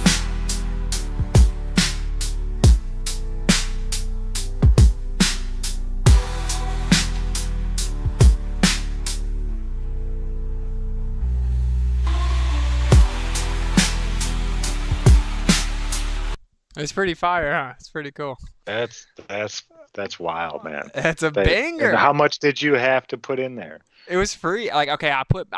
No, I mean, like, how much words? Yeah, so I put the Earth is a stationary plane. I put they're faking outer space. I put they lied about Mickelson morally, and I put GPS shows that the speed of light is variant, or that it changes. And so it didn't do perfect, right? I said they tell us about the Mickelson morally, but I say it's all just a fable. Well, like what they said about it is, right? Because I put they lied about Mickelson morally. And then it says a story, GPS using light. They claim it's true, but I know it's all a lie. Well, like it does use light per se, right? But the way that they say it, and then how true is everything that they're saying about GPS anyway? But it's pretty cool, man. It's pretty cool. Yeah, that's wild. And you got that in no time, right? Like you put that in Seconds. like 5 seconds, you get it back. Yeah, seconds. Yeah, every musician I've heard talk about this hates this. They just hate it. And it's not out of fear. It's just it's taking the humans out of the art, you know? And it takes time and like real like soul to make songs and stuff. And Yeah. No, I get it. But no, very cool, man. I mean, it sounds amazing. Like I would think a human being made that. Like what? Like it's not gonna go away because we don't like it. Let's just use it. No, exactly. Yeah. Well, that's how I am with the whole video game thing. That's why I made that whole flat Earth world on Fortnite. And that, I barely ever play Fortnite, ever. But it's like the biggest video game on Earth, and I spread the flat Earth truth. That's one of the things I do. So yeah, I built that thing, because why don't we use it? If everybody else is going to be doing it and all these young people are going to be doing it, and if that's a way to get to them, then I'll make a place for them to play on a flat Earth. And someone said it sounds ridiculous to say it's measured flat. I mean, like in actual reality, like we measure the Earth to be a plane, and then we have elevational deviation from that horizontal reference, right? So it's a topographical plane. So technically, yeah, it's not flat. And if that's what you mean by saying it's ridiculous, sure. But I mean, I've talked to so many flat earthers for so many hours trying to think about the way to go about it, and you just have to accept flat Earth and show that it's far from the caricature that they paint it, right? I mean, flat's a general description. It's obviously it's a topographical plane, but I mean, when we actually do engineering and everything, it's flat, bro. We establish level, we measure out horizontally perpendicular to that vertical plumb line that we used to establish level, and then we start combining horizontal line segments all the way up to 100 square miles. And guess what? If we have to go further than that, we connect another square of up to 100 square miles to the previous horizontal, right? And what people will say is like, oh, well, it just isn't that much to really matter. It's 66 feet over 10 miles, bro, right? Because obviously 100 square miles, 10 times 10. And you can't say that and then turn around and claim that you have to account for it in other times, right? And 66 feet's a big deal. If you think something's level, but it's 66 feet off. So anyway, long story short, it is a five-story building. Yeah, at 10 miles. That's a 5-story building. Yeah, it's literally measured flat, right? And when we build things, that's what we do. So it's horizontal, right? And there's deviation from horizontal, but what do? They level it out when they build something to make it all horizontal and what? Flat. So anyway, that's semantic, but so yeah, I mean, that was kind of what I wanted to cover. We can wrap it up, bro, but I wanted to point out, don't let people gaslight you about how you don't have a model. They're just trying to say map. And it's like, okay, well, did you know that the globe map doesn't work and that we make meridian corrections and tons of routes require additional corrections and speeds don't match up and distances in the south don't match up and GPS doesn't match up with even the distances, even with the corrections, and that we make SAGNet corrections and we make meridian corrections, meaning the distance between two longitudinal lines have to be corrected because they don't match the globe projection. Maps are just projections. None of them are perfect. And where it really falls apart is in the south, where we can't really verify, and they run it through all these corrections before we get it. They don't have a map. They just think they do, right? And you could navigate the Earth, assuming the Earth is flat, with the same type of corrections, and it would work just as well. That's just all a fact. So we throw the map out, like we're talking about a model, right? Like a macro model. Because really you model individual phenomena. You don't have full models. But if you wanted to zoom out and see like the full model, right? They're just picturing a spinning globe. They think it's a model. Like, dude, we have a superior model. Don't let them gaslight you. Just say, actually, all the planets fit within torus field geometry, the same geometry we see all throughout nature. We see on the small scale, the quantum scale, the local scale, like the earthly scale, the cosmological scale, all the planets, all the stars, all the galaxies, everything fits within this. The relationships of the different stars that we see, they move in relation to each other the same way within the same flower of life, sacred geometry. We see it everywhere. We see it with resonance, with vibration, with magnetism, with electricity. We see it with everything. With electrical discharges, what happens is it ends up attaining a state of equilibrium. We constantly get the dielectric and the magnetic, the hyperboloid and the toroid, the inside and outside of the donut, or as Zack said, the donut and the hourglass. We see it everywhere. And we have a block domain wall or a plane of inertia through the middle of that torus field. These terms may be unfamiliar with people, but that doesn't make them untrue. And you can keep it very simple. There's a plane. Did you know there's a plane through the middle of every magnetic field? And when we look at the sky, the patterns we observe perfectly match the top half of a magnetic field, or like a top-down view of a magnetic field. So when we look up at the sky, the patterns we see perfectly match as if we were looking up at the top half of a magnetic field, right? Did you know that? Did you know that the planets from a geocentric position perfectly fit within the flower of life of a magnetic field? Did you know that when we measure the magnetic field in the Earth, it creates a giant vortex around the center and perfectly matches the torus field on a flat Earth map? Right? Like, did you know that? Did you know that we can unify all scales at that point? And did you know that you can map out all the motions of all the planets and all the stars at any distances and all the galaxies around a stationary flat Earth in the center of the quote-unquote universe with a magnetic force, and it works perfectly, but you don't need dark matter, you don't need dark energy. It actually works way better. Don't let people gaslight you. These are facts, bro. And if people want to act like it's not a fact, guess what they do? They hide behind their keyboard and their anonymous names and their cartoon profile pictures, and they call me stupid. But have a physicist get up and debate me with the moderator. You have nothing to be ashamed of or scared of. Don't let people intimidate you with all this gaslighting. You can point out, well, we suspended belief. We falsified that model. I don't have to replace it. That's true. But don't let them pigeonhole you so that you can win a debate and be like bulletproof, as certain people in FE will tell you to do. It's like, no, but side note, we have a better model. It's far superior. It's not even close. It's a joke. And what will happen is they'll start being super critical to be like, well, but how would this work? But what about that? Well, where does the energy come from? What makes it move? And I can explain all those answers to you, right? Like the angular momentum of the rotating universe would create centrifugal and Coriolis forces, but they would be real inertial forces. And in their model, they're fake ones. They're fictitious ones. Fictitious doesn't mean fake. That is what fictitious means.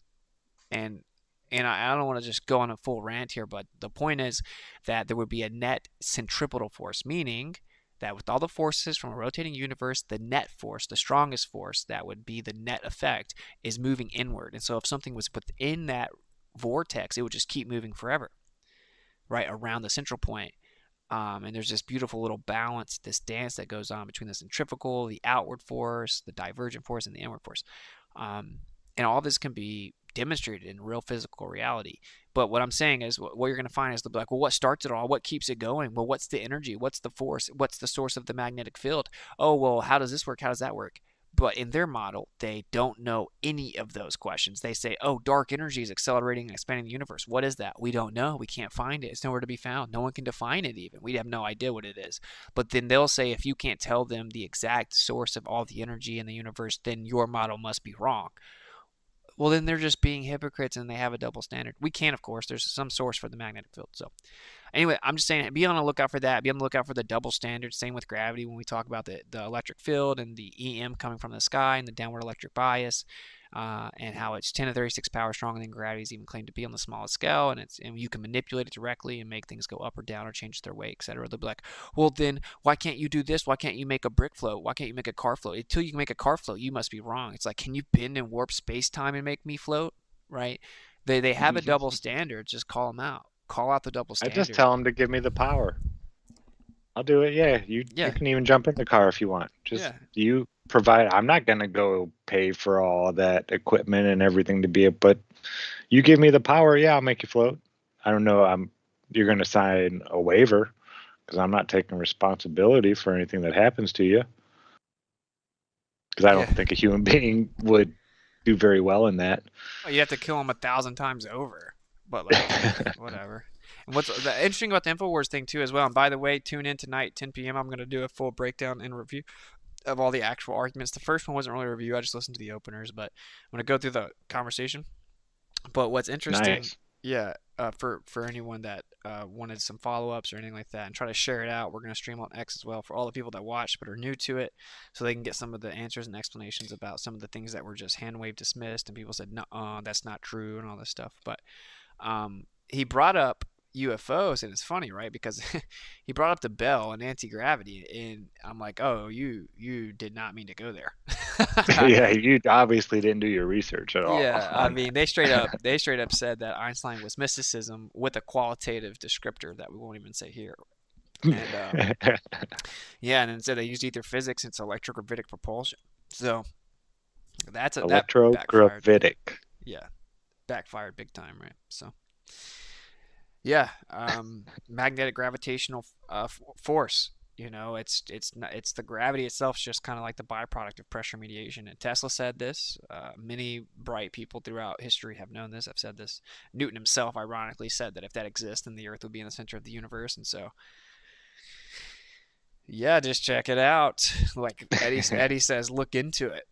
All right, so Zach, what do you got coming up this week, brother? And we'll get out of here. Unless you want to say. No, that was awesome, man. That was a fun show. You can catch me over at Iron Realm Media Monday, Wednesdays, and Fridays. We start at 5 a.m. Eastern here in the States. It's fun. We talk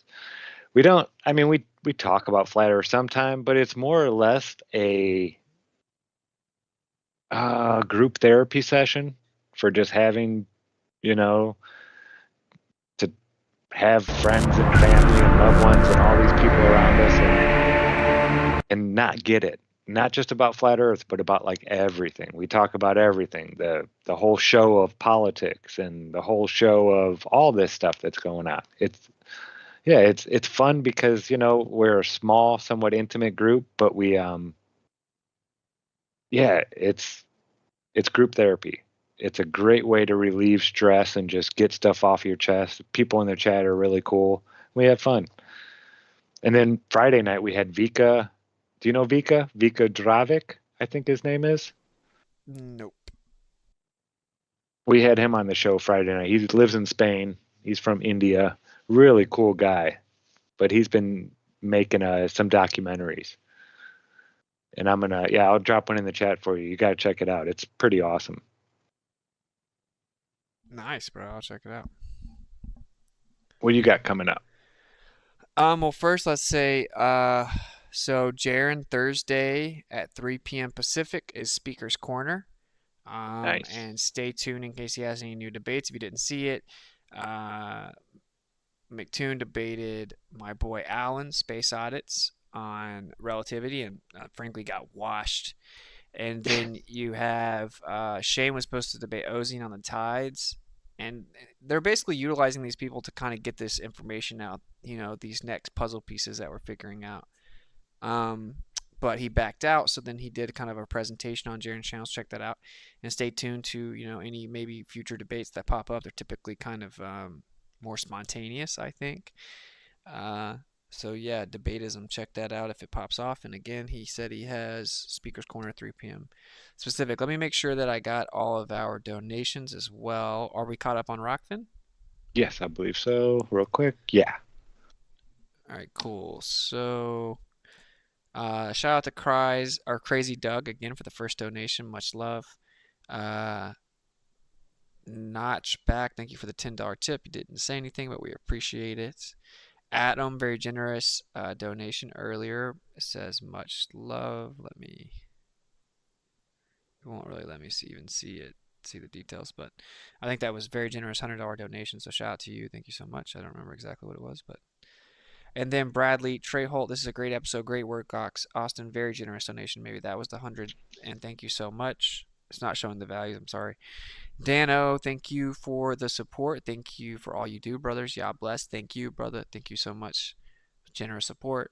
Pirate Justin, keep up the good work. Thank you. I think I can come back over here because I missed some of these in the moment. I don't want to miss you guys. So here we go. I found it. So Adam for the $50 tip. Thank you so much for the $50 donation on Ko-fi. Bradley, $100. That's a great episode. Great work, Austin. Thank you so much. Incredibly generous. And then Dan O, thank you for all you do, brothers. God bless. $150 donation through Ko-fi. So shout out to you guys. Much love, all. Thank you all so much. Yeah, that's epic. So thank you guys so much for the very generous donations. You guys are what makes this possible. Pirate Justin, keep up the good work. $20 tip. Thank you so much. And then Michael, my kids are still asking where the Nat Geo Globe went. Be nice to have that model to replace. Thanks for paving the way. I'm not sure exactly what he's talking about. Do you know? Mm-mm. The Nat Geo Globe went. It's nice to have that model to replace. Oh, no, I'm not sure. I know, wasn't Nat Geo the one who did the Hawking thing? I know Jeran just covered that, but yeah. I don't know about a model or anything. I'm not sure. I think he may be saying, like, what's the replacement to the globe, and that it would be nice to have that kind of model. It says, thanks for paving the way. I'm going to interpret it that way. Okay. Yeah. Cool. Yeah, thank you, man, for the kind words. And I'm trying to just encourage other people to all work together, and we're here to figure out what's really going on, right? Who cares about being very rigid about it, so we can't lose a debate. We can't lose a debate anyway. So, but thank you for the $50 donation, brother. That was very generous, and thank you for the support. Cool. You guys are legends, and I'll have to keep up with that amount here. Cool. What I got coming up is 10 p.m. tonight. We're doing the debate review of the InfoWars debate, so check that out. That should be cool. We'll really break down all the arguments and stuff like that. I tried to go live last night. Everything just completely messed up. It was super weird. And apparently X is kind of messing with me and unfollowing everyone, and half my stuff's not working, and offered me monetization, but then like it's been pending for 2 weeks. It's supposed to only take 4 days, and they're doing all this weird stuff. So no surprise that the free speech platform allows you to talk about almost anything except for someone that articulates flat earth properly and calls outer space propaganda what it is. But no surprise there. I still do ask you guys to follow me on X because it's a glitch in the matrix in the sense that everyone has one. They say, who should we have on the podcast next? And then we can try to ratio those posts and get us on these bigger platforms to spread the truth. If you haven't checked it out. I joined it just for that. Nice. Thank you, man. Yeah, it's cool. It's very cool. And then, or even like if you don't get on the show, it's like still good exposure in the sense that people that watch their channel are like, who's this person or who's this flat earther that everyone keeps suggesting, right? And they may look into it. And then also the Sam Tripoli Tinfoil Hat podcast I did in LA dropped this week, so check that out, samtripoli.com. You'll see the episode. I also tweeted and retweeted his post from yesterday on X, so check that out. Pretty cool conversation. And yeah, I have tons of other stuff coming up. You can go to witsitgets.com. I'll update that calendar soon. And then if you're a Miswit, you'll get the behind-the-scenes kind of first ones told what I have coming up. But we have a bunch of big shows coming up. I think I'm going to do a stream with Greg Reese. I'll go ahead and announce that. That should be coming very soon. He reached out to me after InfoWars. We have a really big platform called Lure Lodge. towards the end of May that I'll be on. I'm supposed to be doing another stream on the Donut Factory, which is a very big channel as well on YouTube. I was supposed to be having a debate with the Pastor Anderson guy, the guy that's infamously known as like the biggest hate preacher in America. He was recently kicked off YouTube, but they had a huge YouTube channel. He's the guy that said all gay people are going to hell or whatever, or need to be killed. He said something crazy, I don't know, but he talked really reckless about flat earthers and how stupid they are. We had the debate requested, someone like really wanted me to do it, so I said sure, why not? And I think that Owen Benjamin is going to be the moderator, so that should be very entertaining. That's some of the stuff that I got coming up. It should be cool. We're going to try to keep the momentum going, and if you guys have suggestions of channels I should try to get on, feel free to reach out to me. If you have any connections with them, try to reach out to them. And get on X so that you can help us kind of manifest it and take the momentum and go further. And then we're going to try to get a debate round 2 with Harrison with an actual moderator, so it won't be more of a hostile interview. It'll just be a debate, and that's kind of, it wasn't too hostile. It was just like a pepper the flat earther with questions and look for a gotcha interview. It wasn't really a debate, and I wanted to keep it amicable for optics' sake and for new minds, and we should all adopt that mentality, I think. And yeah, we have Elon Musk's baby mama saying space is fake. We have Elon telling someone that the moon landing was fake. We have Travis Kelce saying tons of people in the NFL are flat earthers. We have major people starting to come around, and the eyes are on us, and you don't want to be these weird, toxic. That's kind of what I think the Tate brothers are making fun of. It's like this toxic, like globetard, like all these like insulting names. Like that doesn't make you cool. It makes you look weird, right? It's like, this is so lame that you're being like that about it. Like, just be cool, right? The fact that there are weird groups that like attack you and are obsessed with you, don't like reciprocate that energy. And I've done it at times too, I get it, but that would be my friendly advice. So it's why I don't debate. Because I have trouble when people throw stuff like that at me without throwing it back. I have trouble controlling myself so I don't. I practice at it, when Cami and I are debating a topic and we're disagreeing about something, and I don't do very good. I still lose my temper. That's why you don't see me on debates. But yeah, it's the way you should come across. It's like when I share with everybody, like, person to person, it's never a pushing, it's never a snarky, it's never holier than thou in any way. It's more or less just asking a question, and just planting that seed in their head. Sometimes just hearing the question and people will think about it on their own. Don't give them the answers, Yeah, but that's why you don't see me debating, because I have trouble with that still. I'm working on it, but yeah, it's not an easy thing to do, Austin. So well, those aren't real professional debates anyway, right? Like a real professional debate, that wouldn't happen, and there'd be a moderator. True, exactly. Yeah, there'd be a moderator, and it'd be more civil. Yeah, people would stick to the facts. Yeah. So I'm hoping to get into that part of my quote unquote career, whatever you want to call it, right? Because I'm over that. It's super toxic, but. Cool. All right. And like I said, check out whattogettto.com. We just launched it, but we're going to start putting it together more and more. When I say we, it's just me, so I'm trying my best. But all right, cool, man. So GLOBEBUSTERS next Sunday, GLOBEBUSTERS Tech Tuesday, is that right? Thursdays, 7 p.m. Eastern. Yeah, sorry. Thursdays. All right, cool. So check that out, and thank you guys for tuning in. Be kind to each other. Don't lie to each other. Open your mind, because there's truth inside. Peace out. Peace.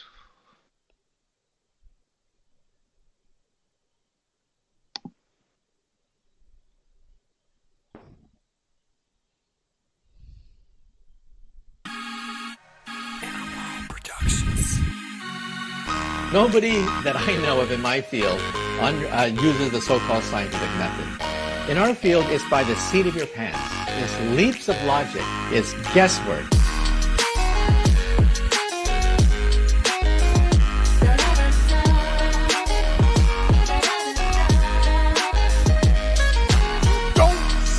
You don't see the curvature of the earth. That stuff is flat. GLOBEBUSTERS taking over. Bye bye moon, man and rover.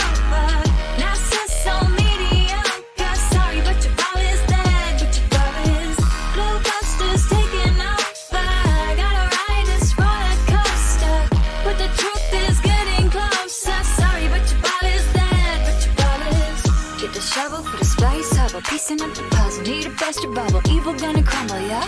Sit down, be humble, got the body by the fumble. You'll get mad, cause at this fight I'm about your uncle. And then they call me the liar. I mean, it's absolutely unbelievable the pathetic techniques that they have to use to prove their heliocentric model. Vibes at the president, Jeran got the evidence. Eros laying Jesuits and Zack is evident. That the earth electric and it's residential residence. It's heaven sent, I hope to settle in like some sediment. If we so wrong, why they lying to discredit it? That's not too intelligent, that's a guy, not an in court. But we ain't really in the settlement. It's time to awaken from the pseudoscience sedatives. GLOBEBUSTERS taking over. Bye bye, moon man and rover. Nasa's so mediocre. Sorry, but your ball is dead. But your ball is GLOBEBUSTERs taking over. Gotta ride this roller coaster, but the truth is getting closer.